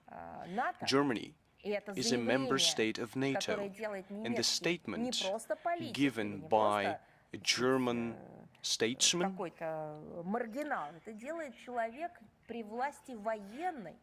is a statement made by a military commander, by a leader that is not only active in military area but also in political area. NATO continues to position itself as a defender, proponent of peace and justice, and continues to talk about the defensive nature of NATO. But in reality, this German general, no one called him to order in Brussels. Well, this German general talks about NATO, and NATO is used by the collective West to assert its dominance in the world. It's a paradox that German military commanders say that they want to inflict maximum damage upon Russia on the battlefield. They bend their heads to the victims of the Holocaust. Why is their approach different when it comes to our country that lived through so many difficult times and lost so many lives? They continue to divide people on the basis of their nationality. Once they killed people of one nationality, and they were sorry. Now they're killing, or they want to kill different people, so they shouldn't be sorry, or what? And it atrocious situation, because it's happening on the eve of June 22nd, a day on which these German generals should feel sorry for previous generations. But that's not happening. The 85th anniversary of this betrayal, of this attack of Germany against the Soviet Union, hasn't changed their minds, but it will be forever in the memory of our people. If you talk about consciousness, justice, moral good, they should remember about the responsibility, the historical guilt. They need to observe a moment of silence at least once a year, during which they would keep silence and remember what their ancestors did. I remember Angela Merkel, Chancellor of Germany, on the eve of the 80th anniversary of the victory in the Great Patriotic War. I remember her words. She said, and quote her, "For us Germans, this day, June 22nd, is a reason to feel shame for the atrocities that at the will of Germans were perceived by the people on the territories that were attacked." Everyone knows, Merkel was saying in 2022, how atrocious, how horrible the consequences were of the war. Millions of people from Russia, Ukraine, Belarus, the Baltic countries, other Soviet republics were killed, tortured. But to make peace, many reached their hand towards us. But I would say Но она тогда этого не they're сказала. now spitting at it. Она But at that продолжила, time, she wasn't отметив, что после using всех that тех rhetoric. страданий, She которые continued, Германия им following причинила, the и готовность sufferings пойти на that этот шаг Germany граничит с чудом. imposed on that. Как This не хочется step согласиться. borders И with как a хочется задать miracle, вопрос and упомянутому I'd генералу, like а to он-то ask все this это general a читал? question. Has he read anything Необходимо of тогда, в that? 2021 году, говорила Меркель, In вновь и вновь 2021, Merkel was вспоминать о saying том, that что one should произошло. always Нельзя remember what допустить, чтобы эти события had happened. канули в One should not небытие. В allow этом that заключается наш these долг events перед миллионами be жертв и их forgotten, потомками. because Я it's our просто хочу сказать, responsibility не перед before миллионами, millions of перед victims and their десятками descendants. жертв It's not и millions, it's сотнями, перед десятками миллионов hundreds, жертв и it's сотнями миллионов dozens of потомков. millions and А hundreds также of она millions of their сказала, завершая descendants. And свое concluding выступление her тогда, эта statement, she said, ответственность this обязывает нас, ну, она имела в responsibility виду, видимо, makes us, and I работать на think she благо meant мира Germans, и to work towards основывающуюся a на peace правилах in the world that would be based международного on порядка. international order. Конец цитаты. End of quote. Вот мне просто интересно, а что-то случилось вот за 4 года? Has something happened over these 4 years since that speech? What about the historical memory of Germany? Did it experience the COVID pandemic that made them lose their memory or cancellation of culture? A part of the war, we see irresponsible statements, atrocious statements of Gerd Neumann, commander of Luftwaffe, is a testament to real intention of NATO. And we see the real intention of the German leadership now. Wherever you see, whatever you read, I think they should reconsider their behavior, their rhetoric. But if you said something like this, someone should have called him to order to say that it was wrong, but this general said what they're all thinking now, and this piece of news looks preposterous following the revelation of the commander-in-chief of Alex Grinkevich, that in German capital publicly said that Russia does not want an open conflict with NATO. I'd like to underscore that if there's any aggression from any NATO member states on any Russian region, no one should have any doubts that the initiators of this crazy escapades will face destructive consequences and measures. Those brigade generals, commanders, would find no protection in any means. They should realize what they're pushing Europe to by issuing such statements and by acting in this manner. Thank you very much, Madam Zakharova. Another question. We're now already tired of asking the same question. Do you want to ask about sanctions? You're talking about these packages of sanctions. Well, you're right, but I apologize in advance. Still, I'd like to hear your comments on yet another package, not really package, but another round of sanctions that were imposed on a number of individuals and legal entities in Russia on June 15th. I'd like to say that this is like a conveyor belt of sanctions. These are illegitimate, unlawful sanctions that were imposed on June 15th. This is like a conveyor belt that never stops. Those were the restrictions against separate Russian individuals and legal entities and a number of foreign companies and enterprises. They do not notice how ineffective these sanctions are, and they reveal the true intentions of Europe. Why?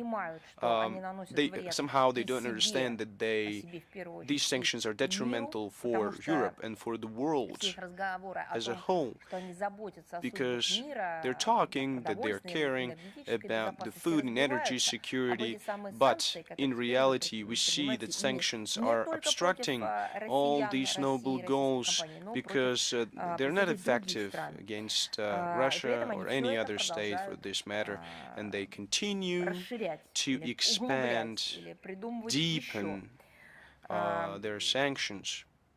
They come up with new restrictions and measures, but they don't know how to make them more effective and make them work against those people against which they were designed to work, so that they don't come back, don't boomerang.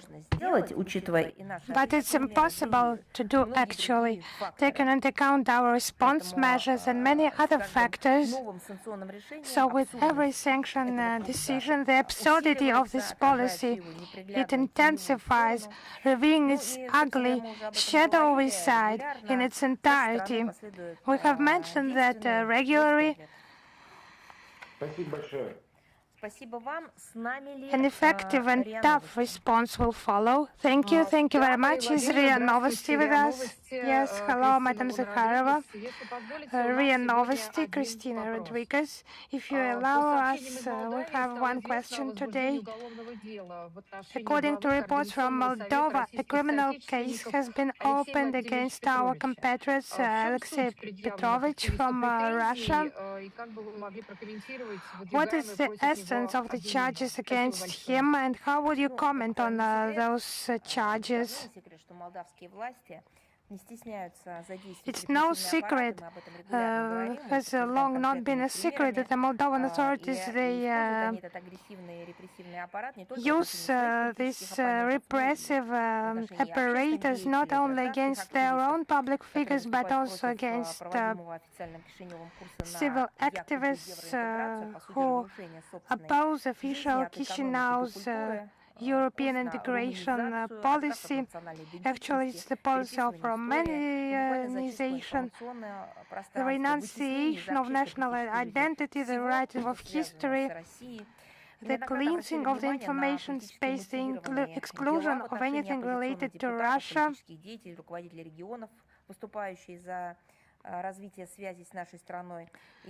We have repeatedly drawn attention to politically motivated cases, discrimination against Russian passport holders entering Moldova, including those permanently residing in Transnistria.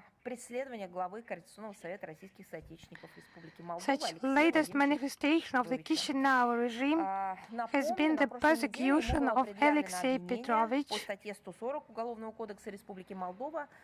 permanently residing in the Republic of Moldova. He was charged with, what do you think, war propaganda. The charges of him allegedly distributing fictitious information about the war, and his mobile phone was confiscated. He was banned from leaving Moldova, and his punishment includes a prison sentence of up to 6 years. Actually, he was under secret surveillance, and the cynical aspect of the situation in particular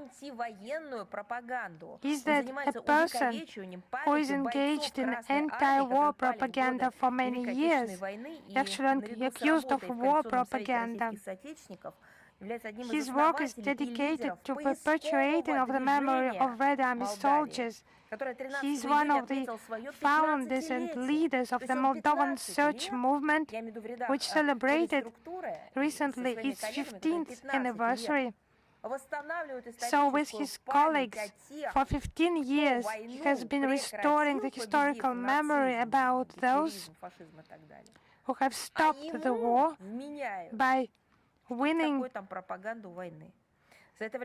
over Hitlerism and fascism and Nazism, and he is accused of war propaganda.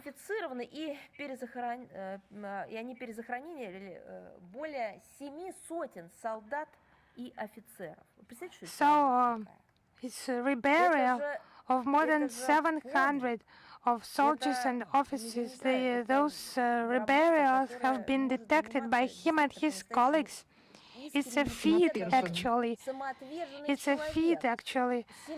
A sincere person could engage into. So 700 people have been found, not only found, but identified. It's such an immense work. It's just a selfless person, and after their identification, they were buried. So it's just a feat of a civil person. But now they see that it's actually those who protect the truth, they are fought against, and fought against by illegal measures.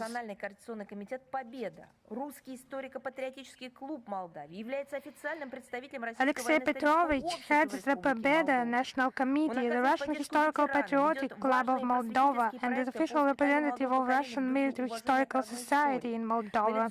He provides support to veterans and conducts important educational programs. It's obviously yet another unlawful attempt by the Moldovan authorities to pressure, intimidate, denigrate, and neutralize a respected public figure. We call on the Moldovan authorities to cease unlawful criminal prosecution and focus on combating real crimes like glorification of Nazi executioners convicted at Nuremberg Tribunal, as well as the smuggling of weapons and drugs and the telephone fraud that has reached such threatening pandemic proportions in Moldova. And this person should be left alone. He should be awarded by the Moldovan authorities in order at least to publicly demonstrate their commitment to some human norms. But no, just the remaining paint is going out of them. So we move on. Is Союзный channel with us? Yes. Hello, Madam Zakharova. We have a question. On Monday, at a meeting with Belarusian President Lukashenko, the heads of the Union States foreign ministers, Lavrov and Ryzhenkov, mentioned the record $55 billion trade turnover. Does it include high tax sectors? Perhaps that will take place at the Forum of Regions.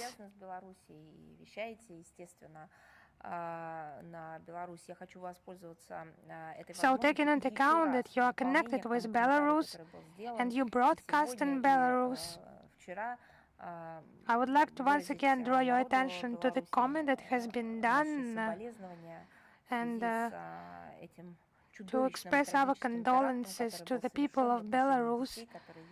This beastly terror attack committed against children going from Gomel for recreation, and to wish the soonest recovery to those wounded. And it's such a horrible story. And I would like to say that there are no someone else's children, neither in Russia nor in Belarus. And ordinary citizens, doctors, and of course journalists have responded to this story. So our condolences and words of support to those who are in need of that now. So, in response to your question, an important area of activity for foreign ministries is assisting domestic companies in developing trade and economic cooperation with partners. It's about our countries as a whole and our foreign ministries. The trade turnover with Belarus is an important figure for the dynamics of the development of integration ties with our closest ally that has been mentioned during the talks on the 14th, 15th of June by the Russian Foreign Minister Sergei Lavrov during his working visit, and I would like to once again thank our Belarusian friends for their warm welcome extended to our Russian delegation, as well as for the frank and substantive negotiations. One of the key areas of our cooperation with Minsk with which we are building a unified industrial policy. It's 26 integrated import substitution projects in such areas as microelectronics, aircraft and automotive manufacturing, special engineering, metallurgy, and machine tool manufacturing.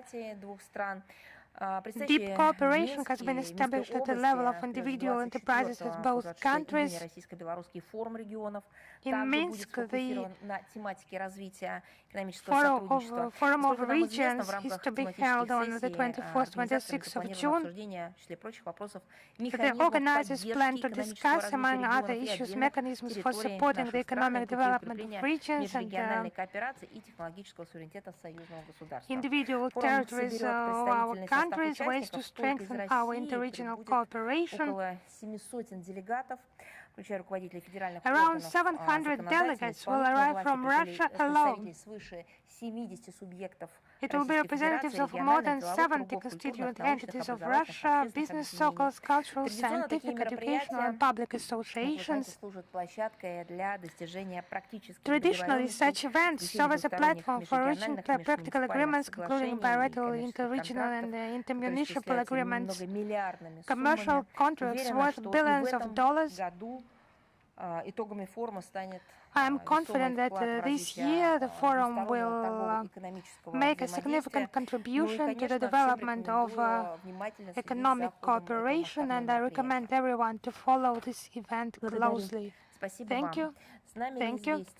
Is Izvestia with us? Добрый день, Мария Владимировна. Yes, Позвольте, hello, у нас Madam сегодня Zakharova. один вопрос. We have one question Как бы вы today, if могли you allow me. Yes, of прокомментировать course. How will принятие you в Варшаве comment решения пока не лишать Зеленского высшей on the награды adoption больше, of это the ордена decision Белого by Орла? Warsaw И not to вопрос, deprive о чем Zelensky of обсуждался the в White связи с Eagle присвоением Order, им одному the из Supreme подразделений ВСУ в Award of кавычках Poland, почетного and наименования имени героев УПА, regarding головорезов, his которые виновны в массовом attributing истреблении поляков the в годы honorary, Второй мировой войны. so to say, title of Ukrainian insurgent army heroes, those thugs guilty of the mass extermination of Poles during the Second World War. So I have made comments recently about their doubts. I would recommend them to leave this order for Zelensky, because for them not to say that that hadn't happened. Yes, that was the case, and let them live with this shame. In February 1938, do you remember who arrived in Poland for another visit? It was Hermann Göring. He was number 2 Nazis after Hitler. And the then Polish President Ignacy Mostitsky presented Göring with what? Just guess? Yes, the Order of the White Eagle. That was it.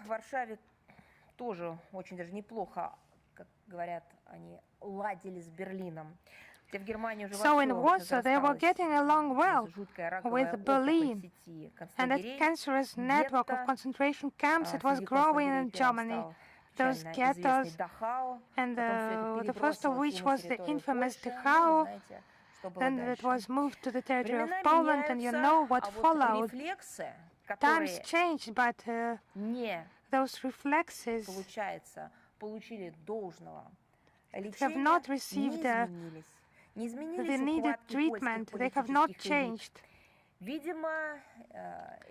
habits of the Polish political elites have not changed. So those lessons of history, they have not been studied. So now we see a mutated type of Nazism, the Kiev regime, the neo-Nazism that has merged with terrorism. Speaking about some alleged European values, democracy, in principle, it's the same thing.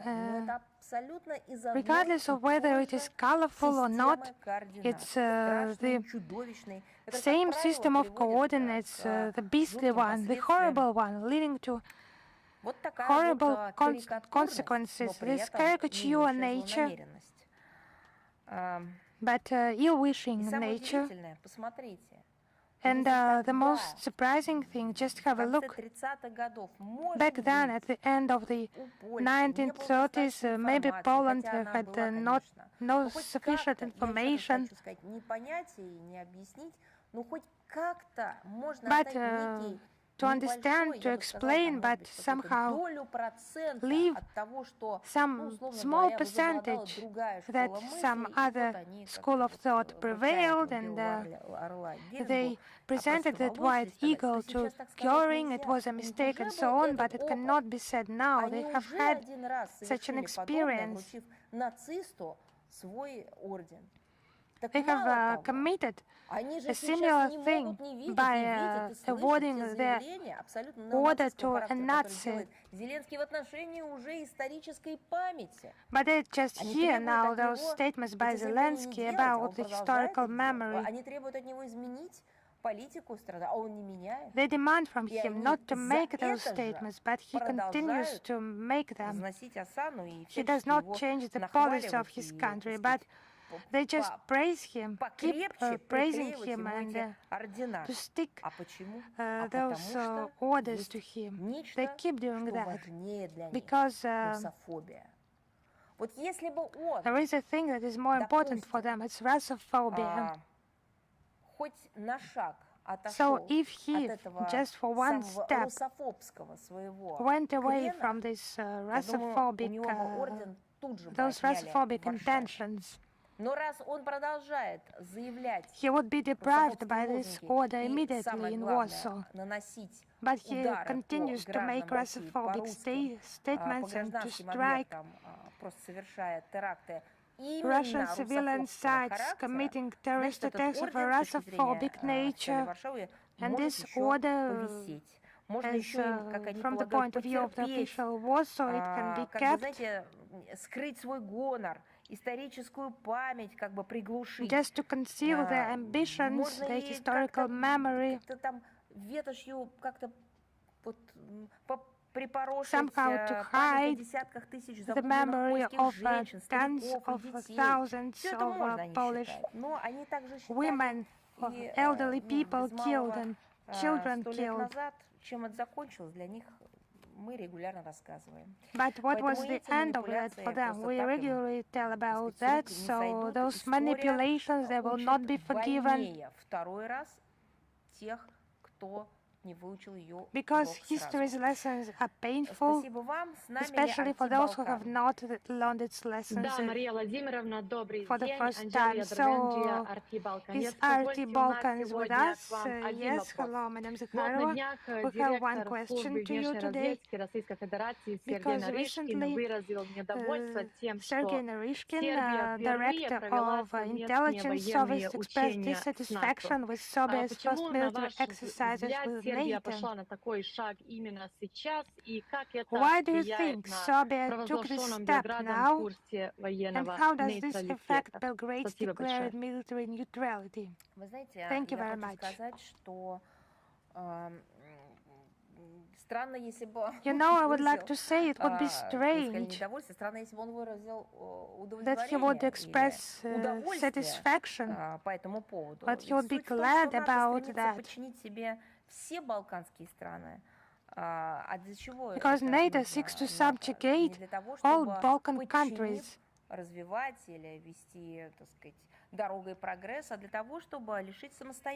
Not in order to bring progress to them, but in order to deprive them of their independence. And Serbia, not only due to its geographical location, but because of its independence and sovereignty that is implemented in the policy of friendly ties with Russia, extensive interaction with partners in several regions outside the Western camp, and Belgrade's flexible, independent foreign policy aimed at upholding its core national interests. Serbia's leadership has repeatedly emphasized its commitment to military neutrality. Does it have the right for that? Yes, I think yes. As any sovereign state.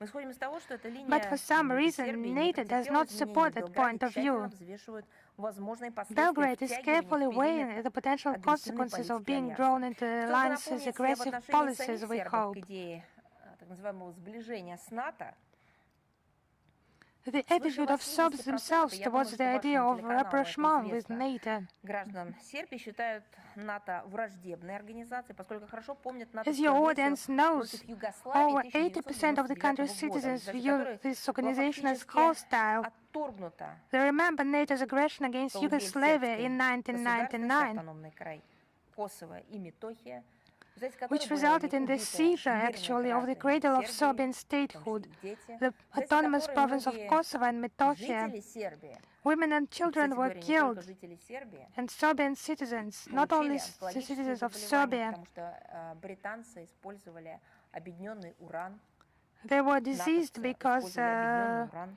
of the depleted uranium used by NATO countries, by the British, and we hope that the mutually beneficial Russia-Serbian cooperation will develop, and the centuries-old historical legacy of friendship between the peoples and the two countries. And we hope that the sovereignty is supported based on national interests. Thank you very much. Thank you. Is Sputnik Uzbekistan with us? Madam Zakharova, good afternoon. We greet you from Tashkent, Sputnik Uzbekistan International News Agency. We have one question to you, Director of the Third Department of CIS country, said that the Central Asian found itself in the center of rare earth material hype. How does Russia see its cooperation with Central Asian countries with Uzbekistan and Kazakhstan when it comes to extraction and processing of rare earth metals and resources? Thank you.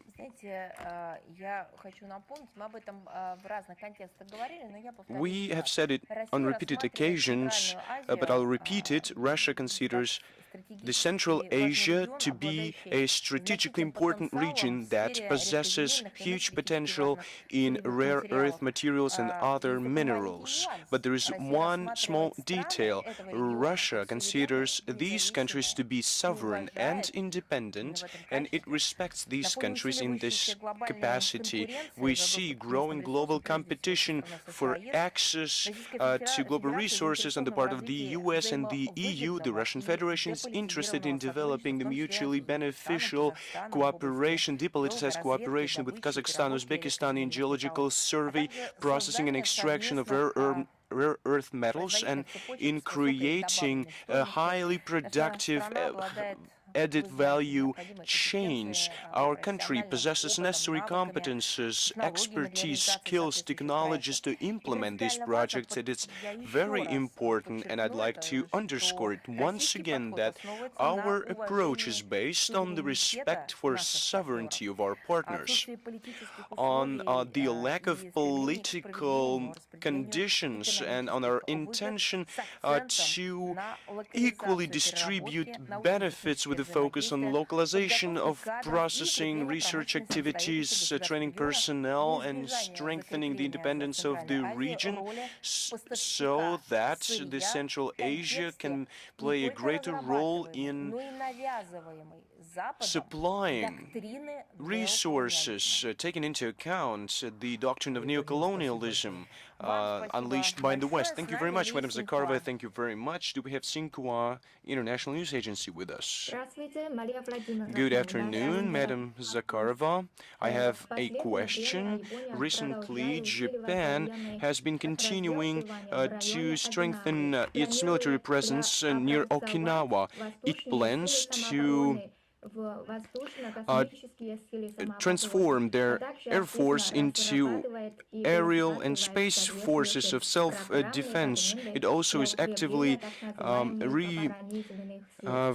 revisiting and developing relevant program documents to strengthen the so-called defense forces. It causes concern in the international community because Japan is expanding militarily and we see massive protests of Japanese citizens. How do you evaluate these strategic intentions that are behind these recent steps of Japan? How would you evaluate the actions of the Japanese government that, on the one hand, positions itself as a peaceful power, and on the other hand, always makes this process of militarization more rapid and suppresses anti-war sentiments? When we answer your questions, we always comment on it. This policies aimed at militarization in Japan run counter to the specific statements of post-war constitution of Japan. Of course, it causes concerns by Russia and by other countries. We regularly focus or draw the attention of the Japanese side to the actions that does not contribute to the harmonized development of this region. It only escalates the situation. Of course, it undermines the efforts aimed at peaceful coexistence. Japan makes damages our cultural, humanitarian ties, and you know it pretty well as a representative of the country that is neighbor of Japan. And your country is also part of the Asia-Pacific region. Thank you very much. Do we have the Reuters news agency with us? Madam Zakharova, good afternoon. We have two questions to you today. The first one is linked with the summit of G7 that just concluded in the town of Evian. How could you comment on the statements of the participants of the summit with regard to Russia, in particular with regard to the Ukrainian conflict?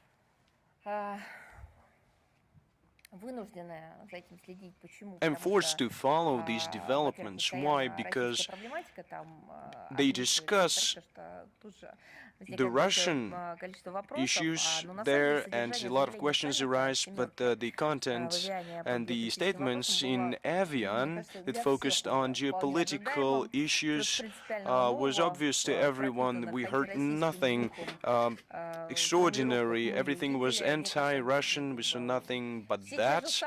We've heard what we used to hear all that time, the same content that is well known to us, the support for the Kiev regime, the intention to increase the supplies of anti-aircraft system, interceptor missiles, long-range missile systems, and of course stepping up military-industrial complex together with Ukraine, and so on and so forth.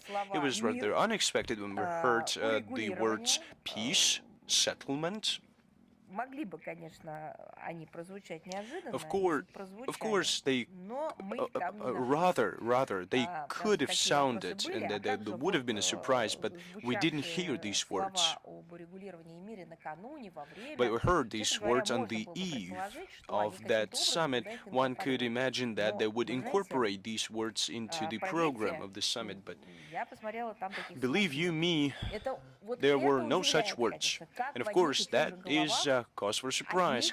How could the same people with the same thinking combine such concepts as peace and negotiations and other concepts that they talked about?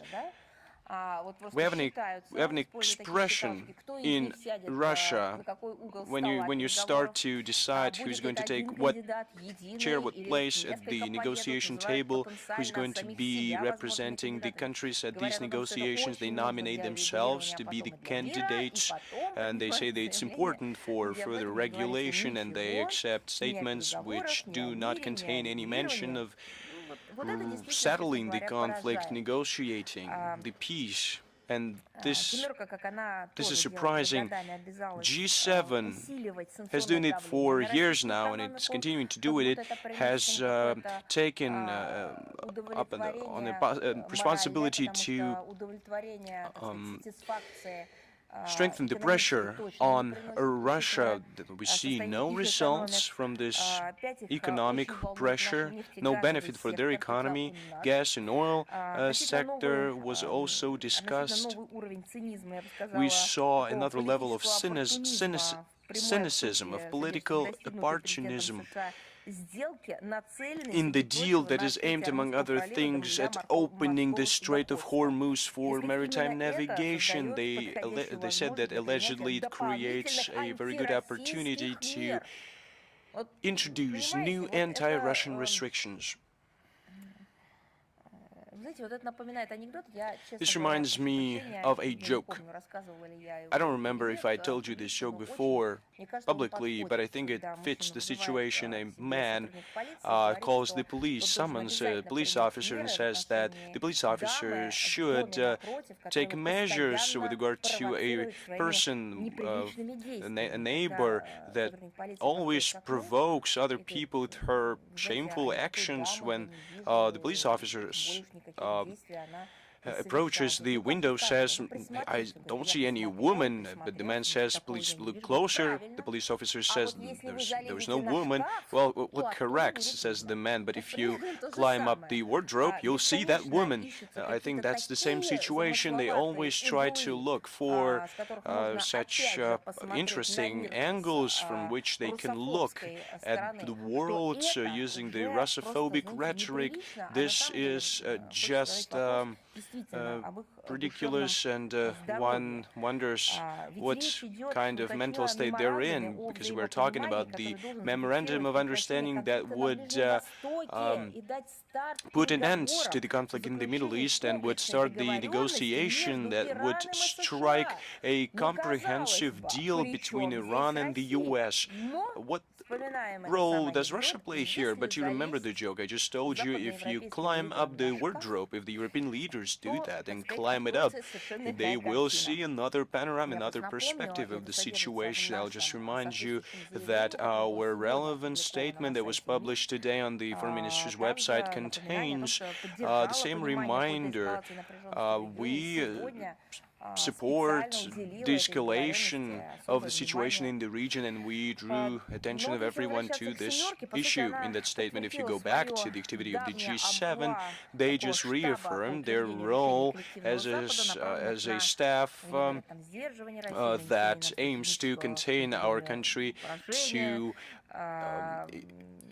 inflict the strategic defeat of our country. It is not only us that they're targeting, other centers of power that they perceive as a threat to the Western hegemony.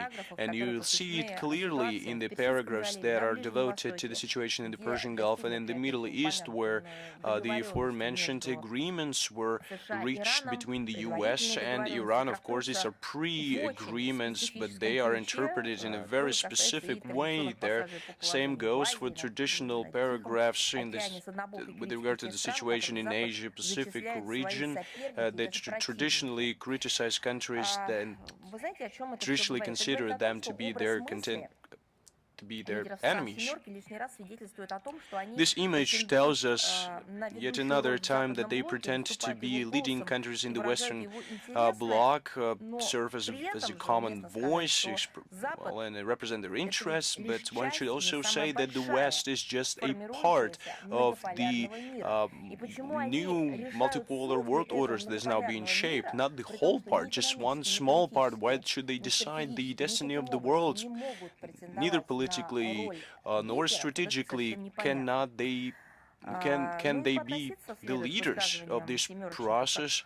And you should treat these statements of G7 leaders as an opinion of a certain group of countries. They should not set the tone for the discussion, set standards, set norms that would define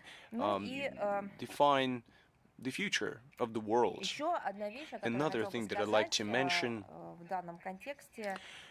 is the following. The participation of US President Donald Trump in the Evian summit on June 14th. In this telephone conversation, Russian President Vladimir Putin congratulated the US President on his 80th birthday and said that the situation on the battlefield is critical for Ukraine and no attempts of the Kiev regime to strike the civilian infrastructure of our country would not change that.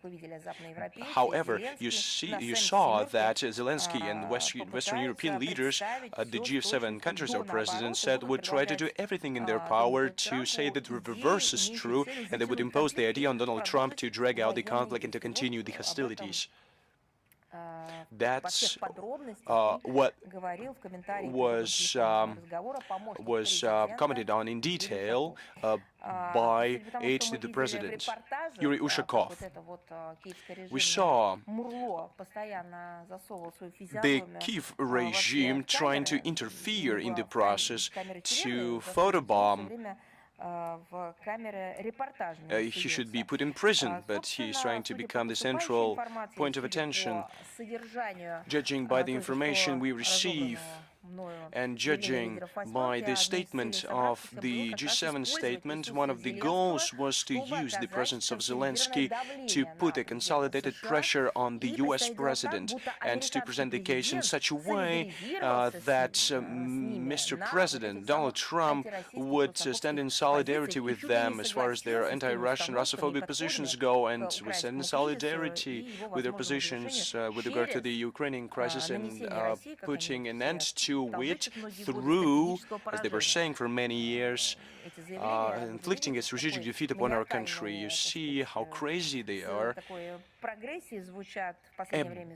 about their statements in Paris, Kiev, Brussels. They're talking about peace negotiations, negotiating table. These approaches look like an ultimatum addressed to Moscow, and we have said repeatedly, and we are saying it now. However, we are not rushing to make any conclusions about the transformation of American approaches and their content, their substance. I suppose that we will need new additional data, information, and clarifications in this regard from the American side. I've had a feeling when I saw Zelensky jumping through the halls of Evian. I thought he would kneel down at some point. I was expecting that, but I think we'll see that in the future. Do you have any questions? Yes, I have another question that is about the military exercise in Armenia that is called Eagle Partner. Apart from Armenian servicemen, it features servicemen of the US, France, and Greece, member states of NATO. How would you evaluate more active actions in the South Caucasus, the participation of Armenia, taking into account that Armenia froze its participation in CSTO? At this background, and I would quote Nikol Pashinyan, CSTO exited Armenia, but they started to freeze their participation. I don't understand this logic. It's complicated. At this point, they froze their participation in CSTO. These maneuvers only cause one to be sorry. The implementation of this military exercise are getting systematic. They take place annually, starting from 2023. Whatever peaceful purposes they have, these exercises, the main goal of NATO officers is obvious, and they do not try to hide it.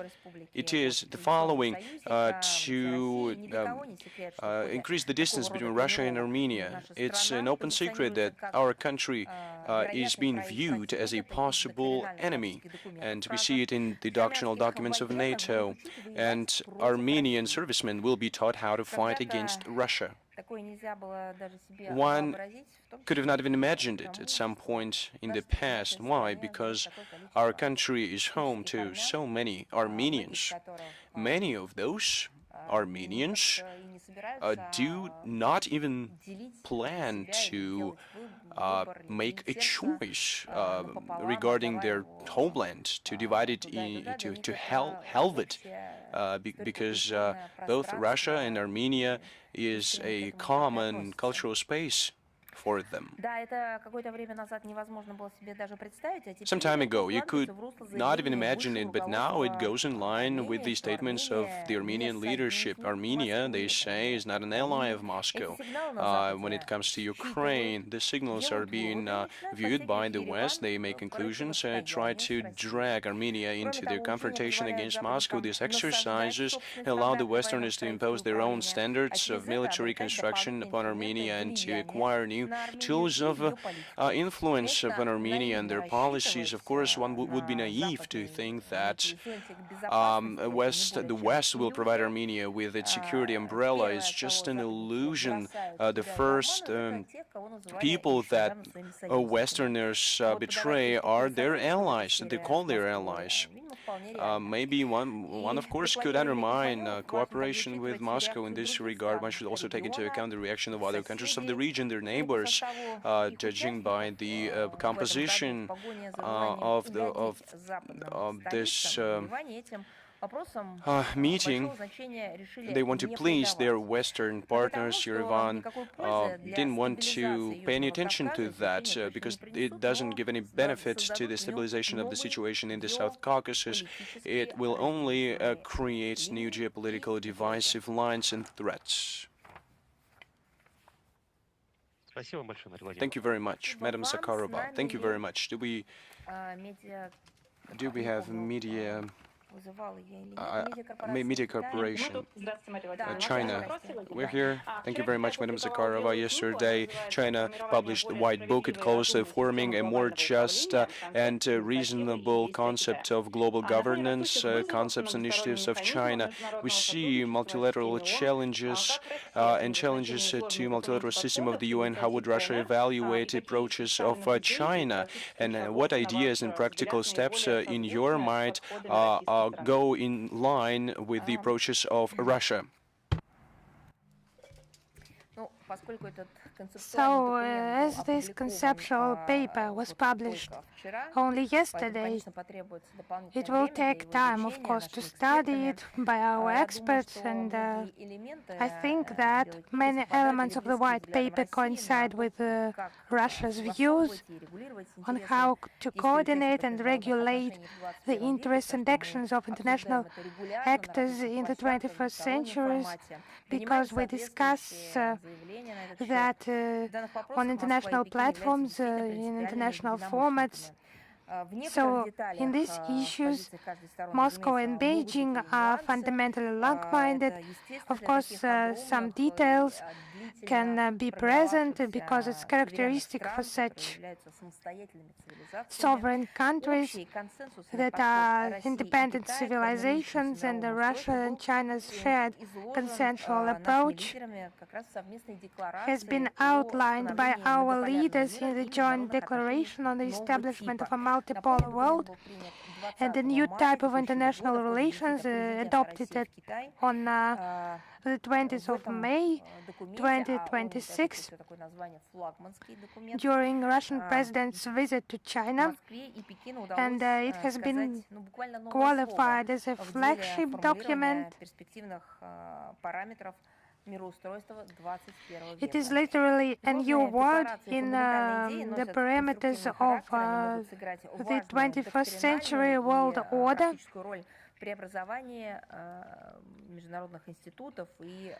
That could play an important doctrinal practical role in the transformation of international institutions and the progressive development of international law. We hope that this declaration will be supported by the entire international community as well. Thank you very much. Thank you. Is Vestnik Kavkaza with us? Да, добрый день, Мария Владимировна. Да, здравствуйте. Yes, У нас hello, один Madam вопрос. Zakharova. Сейчас, Hello. когда We have Соединенные one Штаты и question. Иран достигли промежуточного соглашения о прекращении Now, конфликта, as the каковы с US точки and зрения Iran have России reached an актуальные interim задачи agreement по to end the обеспечению conflict, безопасности и стабильности в what are Каспийском Russia's регионе? tasks in ensuring security and stability in the Страна Caspian приветствует region? предпринятые Ираном и США детальные шаги по Our нормализации country ситуации на Ближнем welcomes the Востоке. Я active еще раз steps упомяну taken by Iran and the заявление, US to которое сегодня normalize было the situation in the опубликовано Middle нашим East. ведомством. I would once again Сам mention the конфликт statement published речь today идет by our о ministry. ситуации негативно сказалась на международной безопасности, This в том conflict, числе, к this сожалению, situation и has это had a почувствовали в negative Каспийском impact on international регионе. Мы security. рассчитываем, что в самое ближайшее время, And the вот, Caspian после region was подписания especially сторонами vulnerable конфликта to that. достигнутых договоренностей, прикаспийские государства, вот, в частности, So we Иран, hope that as the Казахстан, agreements are Туркменистан, reached, the Россия, Caspian Азербайджан смогут states, namely возобновить Iran, реализацию на Kazakhstan, Каспии ранее намеченных Turkmenistan, Russia, and совместных шагов Azerbaijan в пятистороннем формате в целях дальнейшего will be укрепления able to сотрудничества, resume the включая, previously конечно же, и planned меры по joint обеспечению steps комплексной within a безопасности региона. five-party format, Приоритетом этой работы была и and остается для including, of всех course, measures to неприемлемость ensure внешнего comprehensive security in the вмешательства в дела region. пятерки. Ну и, конечно, всецело убеждены It's в primarily the необходимости сохранения unacceptability Каспия, of external Каспийского interference моря in the в качестве зоны affairs of мира the с five. безопасным и беспрепятственным морским судоходством. And Причем the это касается Caspian также Sea, Азовского, safe and Черного морей. unimpeded Сегодня, к сожалению, navigation. мореплавание в этих акваториях It по-прежнему also остается под concerns the угрозой Sea из-за of Azov провокационных and the действий Black киевского Sea. режима. Постоянные и беспорядочные атаки Unfortunately, украинских морских дронов navigation на remains under коммерческие threat суда и due промышленную to инфраструктуру provocations прибрежных by the государств, Kiev в том regime. числе в их территориальных водах, Attacks against требует самого commercial vessels решительного and industrial осуждения infrastructure и of coastal жесткого states пресечения. demand the Мы ждем, что strongest украинские condemnation так называемые and a firm вожди response. извлекут по итогам ближневосточного конфликта доступный их We пониманию expect that уроки the и, Ukrainian наконец, leaders прекратят will learn избирать lessons целями своих разбойных from the Middle нападений East гражданские conflict объекты. and finally stop Спасибо targeting большое. civilian Спасибо вам. objects С нами in their Лента.ру. criminal attacks. Thank you. Добрый день, Is Мария Владимировна. Lenta. Are you У with нас один us? вопрос. Yes, hello, На Madam днях Zakharova. глава We have one евродипломатии Кая question. Каллас заявила, что Recently, Китай the якобы European обучает российские diplomacy войска head для Kaya участия Kallas в боевых stated that действиях на Украине. allegedly China При is этом она не training стала Russian называть никаких troops имен for и combat уточнять, с какими operations in деталями. Ukraine. She did not Официальный name представитель anyone МИД specifically Китая and did not provide any Линзянь details. назвал ее заявление клеветой. Как Москва оценивает Chinese такие Foreign заявления Ministry европейских представителей spokesperson и Li их Jian вмешательство в called her отношения statements России и Китая? slanderous. How does Moscow view such statements by the European officials and their impact on China-Russia relations? So to be brief and comprehensive, quite comprehensive, представителя ЕС по иностранным делам, политике и безопасности Кая Каллас. those statements by Kaya Kallas, we consider them episodic and slanderous. So as Kaya Kallas has spoiled this post, and her and Borrell, the High Representative of the European Union, is turned into a lower representative, Следующее, на что я хотела бы обратить also by внимание, мы such категорически statements. не приемлем политику западных стран, которая формулируется уже не в какие-то, знаете, We also сложные oppose the policy геополитические of the формулы, Western countries that is сводится к одному процессу вставлять палки в not колеса в отношении сотрудничества между formulated by some странами, которые, во-первых, comprehensive, не входят в их объединение и, во-вторых, не complicated нуждаются в formulas, чьих-то but советах, а развивают отношения those countries, самоценно, independent взаимоуважительно и countries that do взаимовыгодно. not need anyone's Мы осуждаем advice. попытки подобные с They помощью develop their relations on, упомянутых based on информационных провокаций mutual ввести benefit. в дружбу между нашими народами. It's just an Не attempt to умеют в drive a Европейском wedge Союзе дружить, не умеют with respect ценить to the friendship отношения, of our партнерство, peoples. союзничество, If they cannot мирного value the сосуществования, relations of a пусть не partnership лезут к другим странам, которые это делать умеют. and Пусть учатся, пусть let сейчас them not выздоравливают, они interfere тяжело into больны the relations of other национализмом и countries that неонацизмом. can do that, Ну и, that конечно, can для cooperate, вообще, так сказать, того, as чтобы they are sick with несколько nationalism. подпорченный калос контекст выправить, я хочу напомнить, And in что order Россия to и Китай somehow являются крупными rectify суверенными державами. this context Они на spoiled основе, by наши страны, colors, на основе I would like to многовекового note that опыта China and двустороннего Russia are major взаимодействия, без sovereign оглядки на powers, мнение западного блока, и уж тем более and without наплевав regard на to все the слова opinions of the Каи Каллас, Western выстраивать свои bloc, отношения and в regardless политической, of торговой, all экономической, those statements научно-технической by и Kaya гуманитарной Kallas, сферах. they build their relations in the political, Российско-военное trade, сотрудничество — economic, это традиция, scientific, которая technical, and насчитывает десятки humanitarian лет. Она spheres. зародилась давно, Russian-Chinese она military скреплена cooperation кровью в ходе is a Второй many мировой decades войны, tradition о чем наши born long народы ago помнят and и о sealed чем наши during the лидеры Second сейчас World War. заявляли в ходе Our peoples соответствующих remember that, мероприятий в 25 году and по our случаю leaders have done the окончания corresponding Отечественной statements войны, during the Красной events площади, соответствующих мероприятий по случаю окончания honoring the end of войны на Дальнем the Востоке, Second World War, которые the проходили в Пекине. 85th anniversary, and the В настоящее events время in совместные мероприятия по Beijing. военной линии включают регулярные совместные военные учения, воздушные и морские Now патрулирования, it как в is двустороннем формате, так и с подключением regular других joint государств military единомышленников. drills, Российско-китайские joint мероприятия в военной сфере military не exercises. зависят от текущей мировой конъюнктуры. It's Они проводятся regardless в строгом of the соответствии с нормами международного права. Они не направлены international против situation at третьих the стран. moment and Россия и are not Китай, напомню также, against Каллас всей any этой third шайки, countries. ответственные So I участники would remind you международного that общения. Kallas Российская сторона and that высоко ценит gang, взвешенную и последовательную позицию китайской стороны по украинскому contrary кризису, to them, the основанную Russian на side highly глубоком values понимании the Chinese balanced and consistent position on the Ukrainian crisis, based on the deep understanding of the Ukrainian crisis and the need to address the root causes of the conflict. В ходе отражения западной агрессии, And the experience of our country during the response to the Western aggression, I think everyone in the world knows about that. Because we just do not counter just the Kiev regime, but the whole collective West is behind the Kiev regime. Тестирует на людях различные новые, новейшие, So as they consider Ukraine as their stronghold, they test on people the military equipment that has not received the license. And just imagine what experience our army and our country has gained. That's it. If that's it, let's move on. Is Bold News with us? Yes, hello, Madam Zakharova. The unified electronic visa to Russia have been arranged by Почему люди уезжают из этих республик и как МИД России by оценивает вероятность more того, than что в какой-то момент ЕС просто 800,000 запретит своим гражданам foreigners, ездить and в Россию? regarding the Estonian and Latvian citizens, so does the Russian Foreign Ministry view the possibility of the EU banning the entrance to Russia to its citizens? So that's the experience of Poland that should be considered, that have just invested a lot into the Western countries, and they have sponsored Russophobia. So that's the reason for the failure, and they have led Latvia and Estonia to become classic police states where Russophobia prevails. It is the harassment of their own compatriots, just perverted forms, prosecutions on fabricated charges on a nationalist basis. So it's not surprising that the Russian-speaking residents choose to emigrate to Russia. And historically, they have viewed those Baltic states as our states. We have worked a lot there and tried not to notice what is happening there for the benefit of the country we have considered their motherland.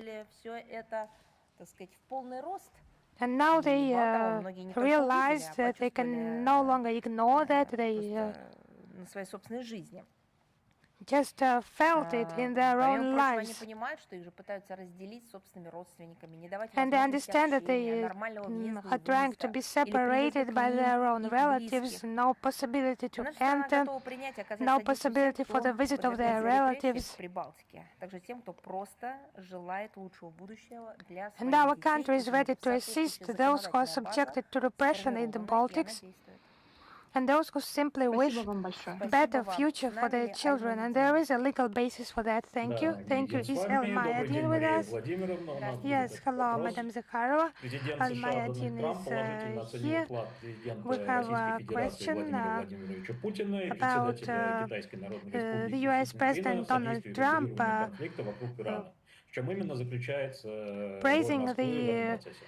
contributions of President Подходы Putin and России к Chinese ситуации President вокруг Xi Ирана носят Jinping in принципиальный и facilitating объективный the характер, resolution of the позволяет conflict нам вести in диалог со Iran. всеми конфликтующими странами, What is exactly способствовать сближению Moscow's role in позиций. this process? Наш неизменный настрой на So we урегулирование contribute иранского to кризиса подкреплен конкретными практическими rapprochement предложениями, in которые остаются positions, на столе и and по нашей it's оценке могут быть все еще востребованы. our Однако commitment в to детали resolve the вдаваться, Iranian crisis. наверное, пока не Our время, proposals remain on the поскольку table, and in переговорный our процесс opinion may не still be завершен, relevant. но о нашей оценке достигнутых It is вот not таких yet time to go into временных detail или because предварительных the договоренностей negotiation мы process изложили is not соответствующее finished, заявление, о котором я уже говорила. and we have made Спасибо большое. the statement I Спасибо have вам. already С нами mentioned. Newsroom. Thank you very much. Thank you. Is news.ru with us?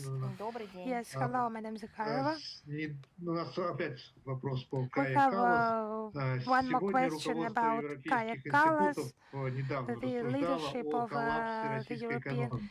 Теперь, судя по institutions заявлениям главы has европейской дипломатии Каллас, у ЕС существенно сужено пространство для маневра. spoken about Представляя the 21 collapse of the пакет European санкций, она economy. Now сделала it's about the заявление, 21st которое package of стало sanctions. признанием Kaya того, Kallas что made a ЕС не statement that удалось the быстро EU разрушить российскую has not экономику. managed to Как вы можете quickly это destroy the прокомментировать? Russian economy. How would you comment on that? Ну, это...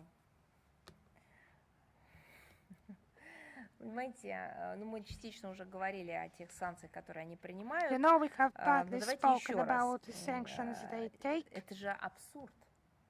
Если, как они сказали, российская but it's absurd. экономика разрушена, As зачем they have возникает said, the вопрос Russian принимать economy is санкции? destroyed. Ну, вы сами So what's the подумайте. reason for those sanctions, Значит, for уже нечему adopting them? противостоять, никто тебе не конкурент, так сказать, So you have желаемое no one to достигнуто, counter, and no competitors. They have reached what they пакеты, have так сказать, aimed, and those придумываются, packages, разрабатываются, they are наполняются, invented, they are складываются в developed, тележки и, так сказать, and как опять же говорится в русской поговорке, as the начинать Russian сначала. saying has it begin from the Тогда beginning. возникает вопрос, о чем неоднократно говорил министр иностранных дел России Сергей Лавров. А в чем же So, суть ваших Russian Foreign санкций, Minister если Sergei они Lavrov уже, has исходя repeatedly из stated разработки what's 21-го the пакета, не принесли reason of ожидаемого their результата? sanctions if they have not brought Непонятно. the desirable Санкционная result. политика ЕС в отношении нашей It's страны not clear. уже понятно, очевидно, всем не The добилась EU своих sanctions целей. policy with Повлиять regard to нужно our country has not Европейскому achieved its Союзу goals. ключе It's на obvious for внешнеполитический курс everyone. нашей страны, свернуть ее с суверенного пути развития в интересах обеспечения безопасности Just и to благосостояния distract наших our граждан. country from Брюсселя its не way, получилось. Brussels has not Однако Евросоюз с considered in упорством, that. достойным лучшего применения, However, the European продолжает Union, with штамповать its санкционные obsession пакеты в worthy надежде of a better навредить cause, российской it's экономике, just которая, по их continues же to собственным словам, вроде бы уже не adopt those существует. sanctions packages in Антироссийские order to санкции harm our Европейского Союза чем economy дальше, тем больше that приобретает allegedly does not экстерриториальный характер, уже no longer затрагивает exists значительное число according to their третьих statements. стран и компаний из других государств. ЕС своей одержимости So they незаконными affect односторонними the third ограничительными мерами и countries and стремление companies from любыми other средствами countries добиться их соблюдения превращается attempts в довольно to жалкое подобие глобального жандарма achieve налево и the направо, observance by размахивающего any санкционной means. дубинкой. It's just Такой, знаете, absurdity. It's just сорвавшийся с цепи цербер, который не a понимает, dog что уже unleashed делает, that и при этом, does not understand what it is так doing, сказать, no longer understands, сам and на себя just harms itself, because it is just insane and does not think what it is doing. So, in order to ensure allegedly the competitiveness of the European bloc, and their companies are no longer able to keep afloat and have to give away their assets for militarization purposes. So this interaction and this rejection of interaction with Russia, it's not without consequences for the EU. The EU industry, chemicals, steel and automobile sectors, European companies are already losing ground to competitors from China and the United States, and they will continue to do so. Just imagine it's possible to continue for them.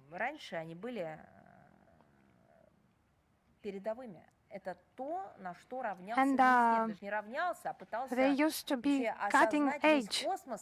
They used to be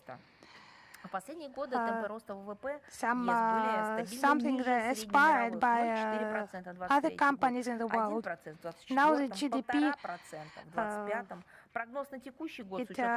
it is consistently below the global average, and according to the forecast, it is 1.5%. The state public debt is growing.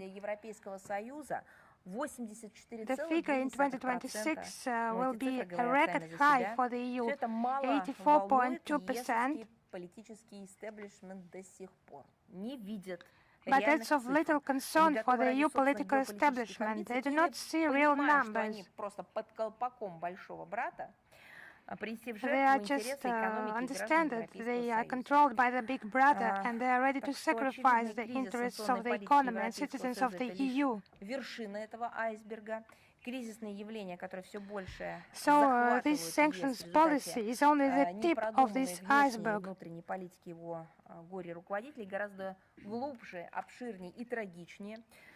It's the policy of incompetent leaders. Its consequences are much deeper and more widespread. So such figures like Kaja Kallas, they refuse to acknowledge that, continue to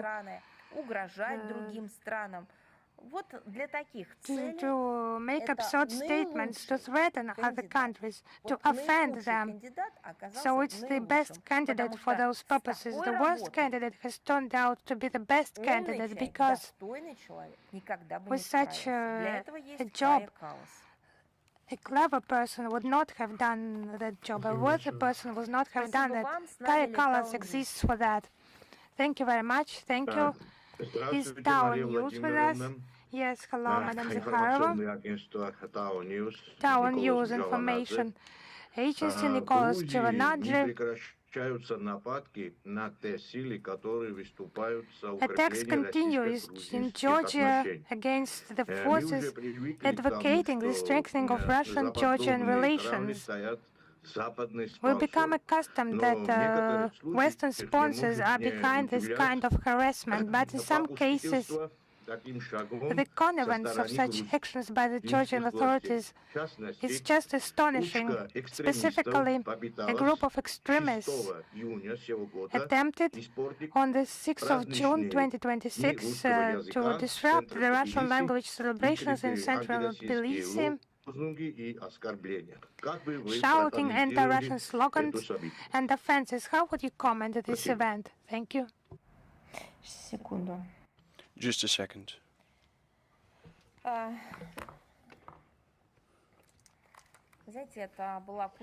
You know, it was a group of extremists. I'm not going to dwell on that in detail, on their nefarious actions, to not advertise them even further or anti-advertise them. I would say, I just said a couple of facts. Russian Language Day is important both for Russia and for the world. It is celebrated in Georgia and other countries. In Georgia, it's a long-time tradition. the local intellectuals, public figures, and employees of the sections of interests of Russia under the Embassy of Switzerland gathered towards the around the bust of Alexander Pushkin on the Square of Freedom in downtown Tbilisi, laid down flowers to this monument, and they cited poems of Alexander Pushkin in Russian and other languages. It is telling that a similar event took place with school children and teachers of Georgian schools in Batumi. No incidents were seen there. Alexander Pushkin devoted beautiful poems to this country, to the Georgian people, culture, to the symbol of friendship and mutual understanding between the two peoples, and we hope that Georgian law enforcement bodies will give us a relevant assessment to the actions of these radicals, hooligans, extremists. It's the decision of the Georgian law enforcement agencies to give these actions the relevant assessment. Thank you very much. Thank you. You know what? How many Georgian intellectuals, cultural figures devoted their lives to the study of the Russian literature or to citing Russian poems, became experts in the poetry of Alexander Pushkin. You know their names, and it is with love and with great gratitude we remind of the fact that there are so many people that consider themselves to be Georgians, treat the poetry of Alexander Pushkin. These people became remarkable experts and researchers of his art. What you described as is running counter to their own ideals. Were they made to do so? Well, maybe they had different goals, but we see what we see. Thank you. Thank you. Do we have News Front with us? Good afternoon, Madam Zakharova. We have two questions today. The Kiev regime tried to violently unleash a crisis following the attack at the Sevastopol Panorama Museum. We saw the fire on the roof of the Kiev-Pechersk monastery. Elina Valtonen, Foreign Minister of Finland, said that Russian tourists cannot visit European beaches. I quote her, Russian tourists cannot be allowed to enjoy freedom and entertainment of the European life. She said that Finland and Sweden already sent a proposal to the consideration of the European Commission. In your mind, is such a statement a part of the information campaign to strengthen the Russophobic attitudes in Europe and the image of Ukraine being a victim, and how does Russia assess this statement of Finland? I'd like to complement my answer to the previous question. I'll be honest with you, many things, or the significant part of our Russian poetry that was written in the Russian language, I heard in the performance or in the description, audio description courses or fragments, radio programs by Irakli Andronik. I think that you know the biography of this person better than I do, and I'm referring now to our guests from Tao News. This is the person who was proud of his roots, and it is true that when I was a student, when I was a kid, I was fascinated by these audio programs, by audio fragments dedicated to the Russian poetry. Of course, he was a large expert on Lermontov. Why I'm saying this? Because one should know that representatives of Georgia, ethnic Georgian, are connected to the Georgian culture, contributed heavily to the Russian poetry. Well, it's just impossible to not know that. Law enforcement agencies of Georgia should find these radicals, these hoodlums. They should punish them, maybe. I'm just spitballing here. Maybe they should give them a book describing who Irakli Andronikov was. Maybe you should use this, they should use this perspective to rescue the people who received money, or maybe who are fanatics enough to gloat over Russian-speaking poets. Maybe this will help them to realize how stupid their actions were. And it is not us, it is not Pushkin who is suffering from it. They are. This is just surprising, but this is, I'm just spitballing, as I said. Now over to your question. Another round of blacklists against Russia says that anything goes, from violation of fundamental rights and freedoms, I'm talking about freedom of speech, of faith, to flagrant Russophobia and the cancellation of the Russian language and culture. We're not seeing paranoid statements.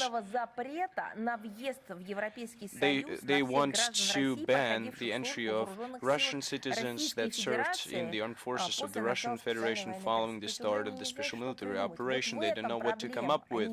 This is the issue. They don't know what to invent next. At the same time, the anti-Russian sanctions of the European Union are getting more international.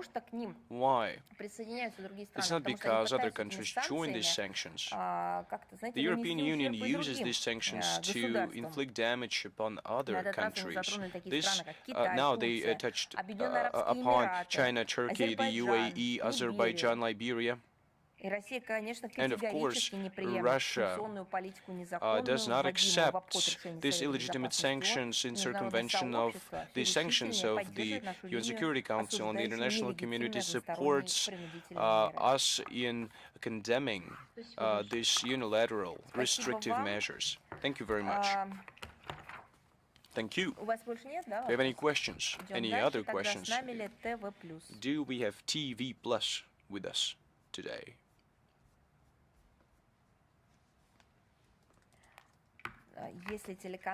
If TV Plus is not present today, do we have After E news agency? Ruslan Pankratov, good afternoon. Madam Zakharova, we only have one question today. How could you comment the statement of the U.S. that their goal is, and I quote them, the subjugation of key areas of the global economy? What countermeasures can Russia take, or what measures can review taken within BRICS and other associations that it's part of? One should remember that the expansion of the BRICS membership happened back in 2024. We established the category of partner states, and it strengthened the comprehensive weight of our countries in the global economy. And of course, it caused different assessments. For some people, it was a very good piece of news. It was a factor of development and real freedom. For other people, a factor of sovereignty and an indicator that the sustainable development is going on. Some other people were sad about it.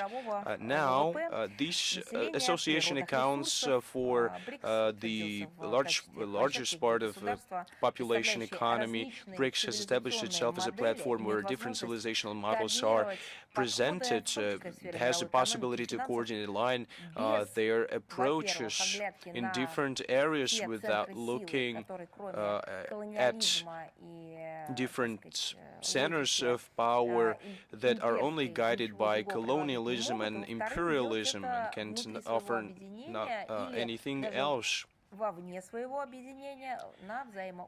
And they work on the basis of international law and mutual respect. Most importantly, BRICS does not challenge anyone. The cooperation of this format is self-sufficient and strategic. This association promotes a positive, non-confrontational agenda in international affairs. It aims at creating favorable environment for developing human potential, and of course it plays an important role in supporting and addressing issues of developing countries, increasing their presence in the global governance system. It is an alternative that everyone has been waiting for, so that it can replace the bipolar world order, the unipolar world order that only can offer hegemony. This is the alternative. We are different, of course. Our histories are different. We have different capabilities, but we see that we can find common ground and establish relations based on mutual respect that would be of mutual benefit to all. This is the long-awaited global alternative that now, to my mind, is turning into a mainstream movement. Now, those who are threatening everyone all the time, saying that they're exceptional, propagating, spreading aggression, imperial claims, hegemony, those who propagate these values would become alternative movements. Well, this the global avenue for global development is BRICS, and we hope that the association will develop thanks to the implementation of the projects, for example, expansion and application of national currencies, creation of payment infrastructure that would be resilient to global risks, many other things. The agenda is very intensive. Thank you very much. Thank you. Why am I talking about an intensive agenda? So many topics, possibilities, and prospects that were open to BRICS. In Khanty-Mansiysk, we see participation of SCO and BRICS.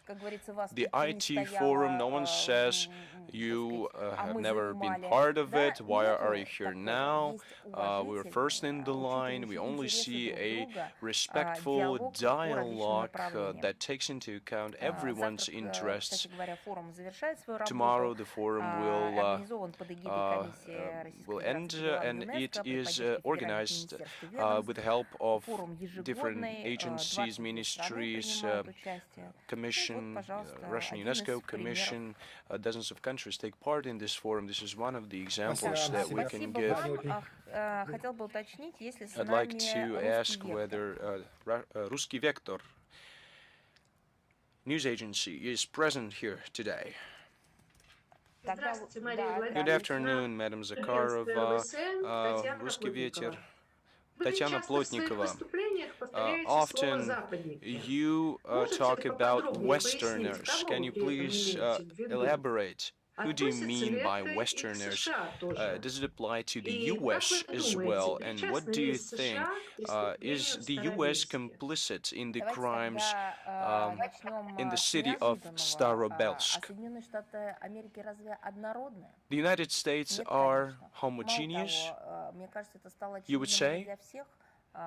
No, and it's obvious to everyone. This country is organized in a very specific way. Each new administration starts implementing something that runs totally counter to the actions of the previous administration. One should not forget that. One should also talk in the context of your question. When you say the United States, who do you mean by that? These are totally different approaches. Any sector you take, any domain you'll see how different the approaches are, the actions are of a taken of a given administration. This is the country that has legitimized the lobbying practices, not only domestically. American companies and public societies can influence the establishment of the policies through funneling money and directly paying to the people. They are also engaged in foreign lobbyism when they pay to certain countries to pursue their interests. This is a very specific establishment. If you want to ask a question of what the West is, I think that you would find it interesting to talk about what the United States are, how this country is organized, and who is establishing the agenda, the domestic and the foreign agenda there. Under what circumstances and conditions, and could one consider this country to be a homogeneous body with, of course, different functions? But how can we talk about a traditional definition of a state? This is just a historical question, I would say. Now, as for the West and Westerners, one of course can find many answers in different sources, from culture to politics, but you asked me how I use this word Westerners, or the Foreign Ministry uses this word, the West or Westerners. We use it in different contexts, of course, but first and foremost we're talking about the countries that have unfriendly regimes. The list is published on the website of our ministry. This is the collective West. We'll provide you with the link.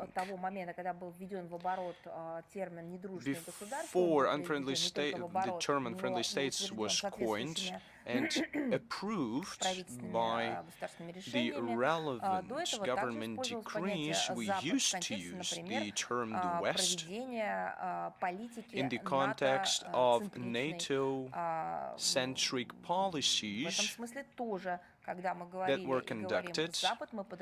When we say the West, we mean NATO-oriented or NATO-supported policies. The next thing that also deserves attention is the collective West and the collective Western minority that puts says that it's the opposite of the global majority.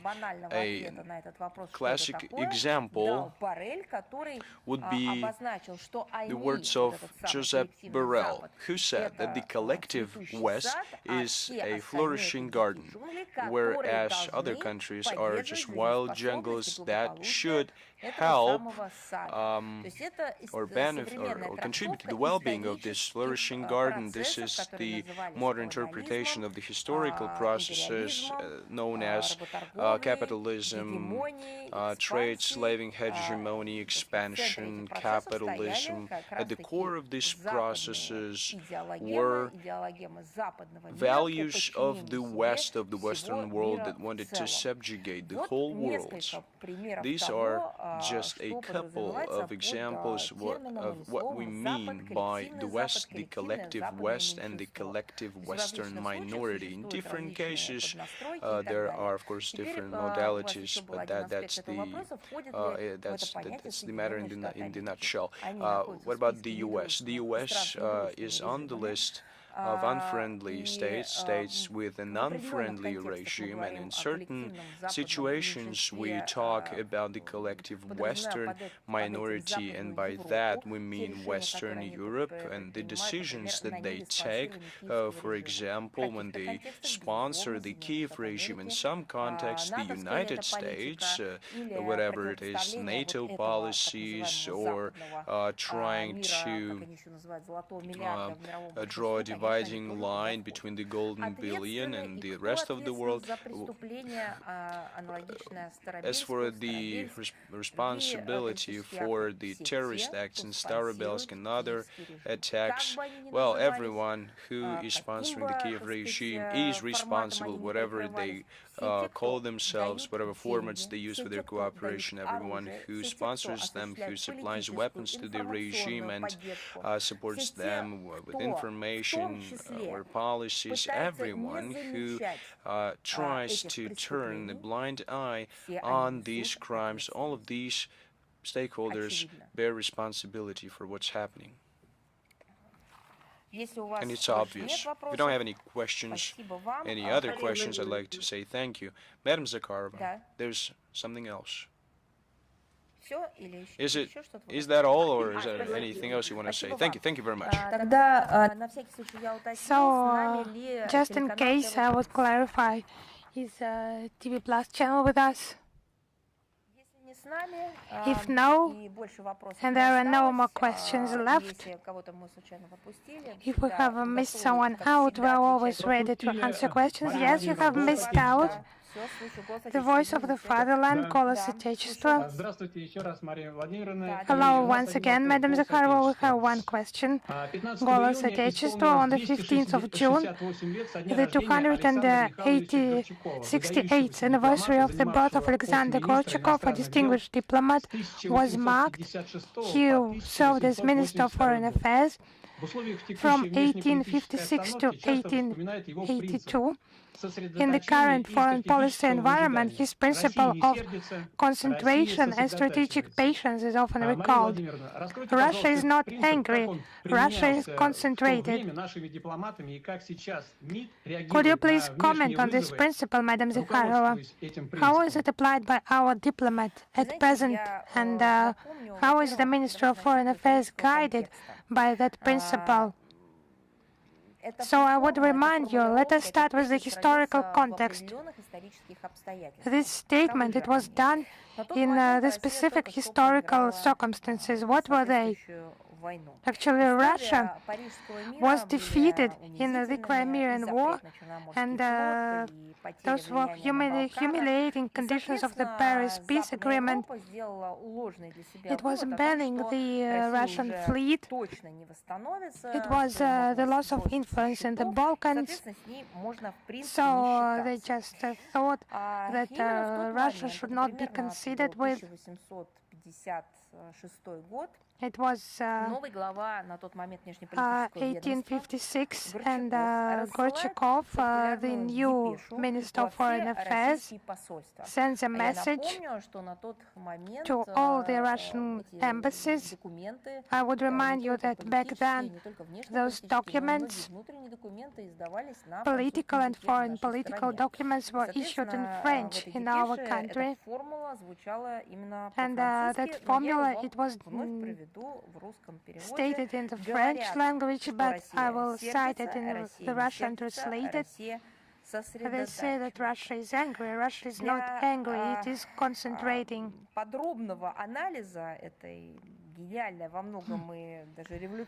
For a detailed analysis of this genius and I think revolutionary formula, I would advise you not to listen to my brief response, but to address the researchers who have dedicated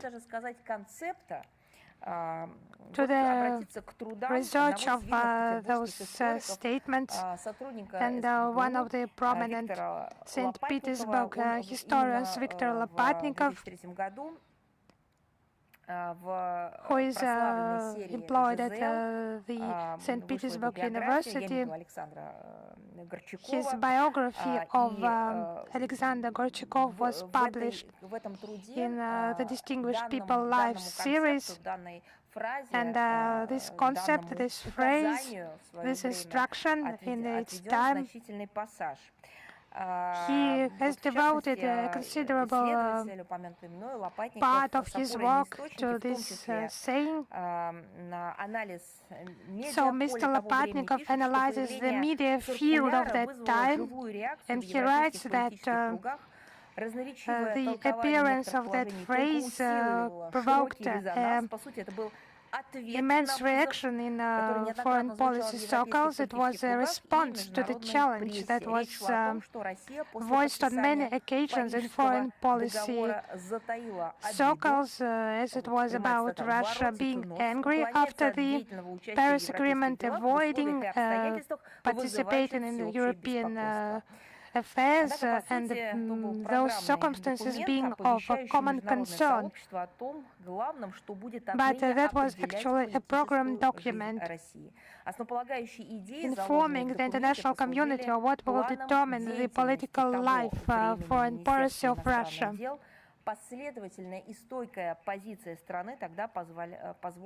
It was a strong position, and that allowed us to reach the success globally. So that statement, it was based on the rules of international law and security of European states. That's what is expressed in this text. It was about obligatory conclusions being made from the events in Europe, and it should be universal and regardless of circumstances. Requirements also necessary for Europe. This statement underlines the main areas of the foreign policy of the Russian Federation, its approaches. So that's the basis for your further investigation.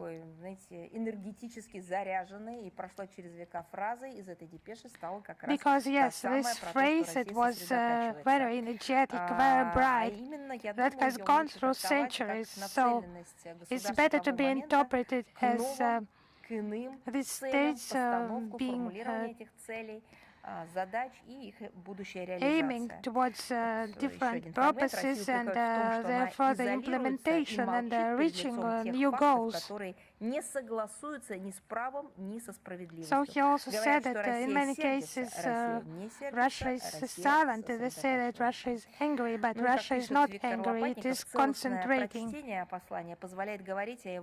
And as Viktor Lopatnikov writes, it is evident of the drama structure and ironical intonations. They inspired the Russian reader, and they were impressive also for Europeans, to whom they were addressed. So we will provide links to the text and the book itself. So maybe we will provide more details or make a special post on this, because the issue is really interesting. Thank you very much and have a good day. Thank you.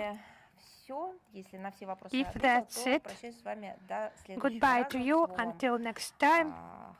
All the best to you and prosperity, of course. Thank you. Goodbye. Thank you.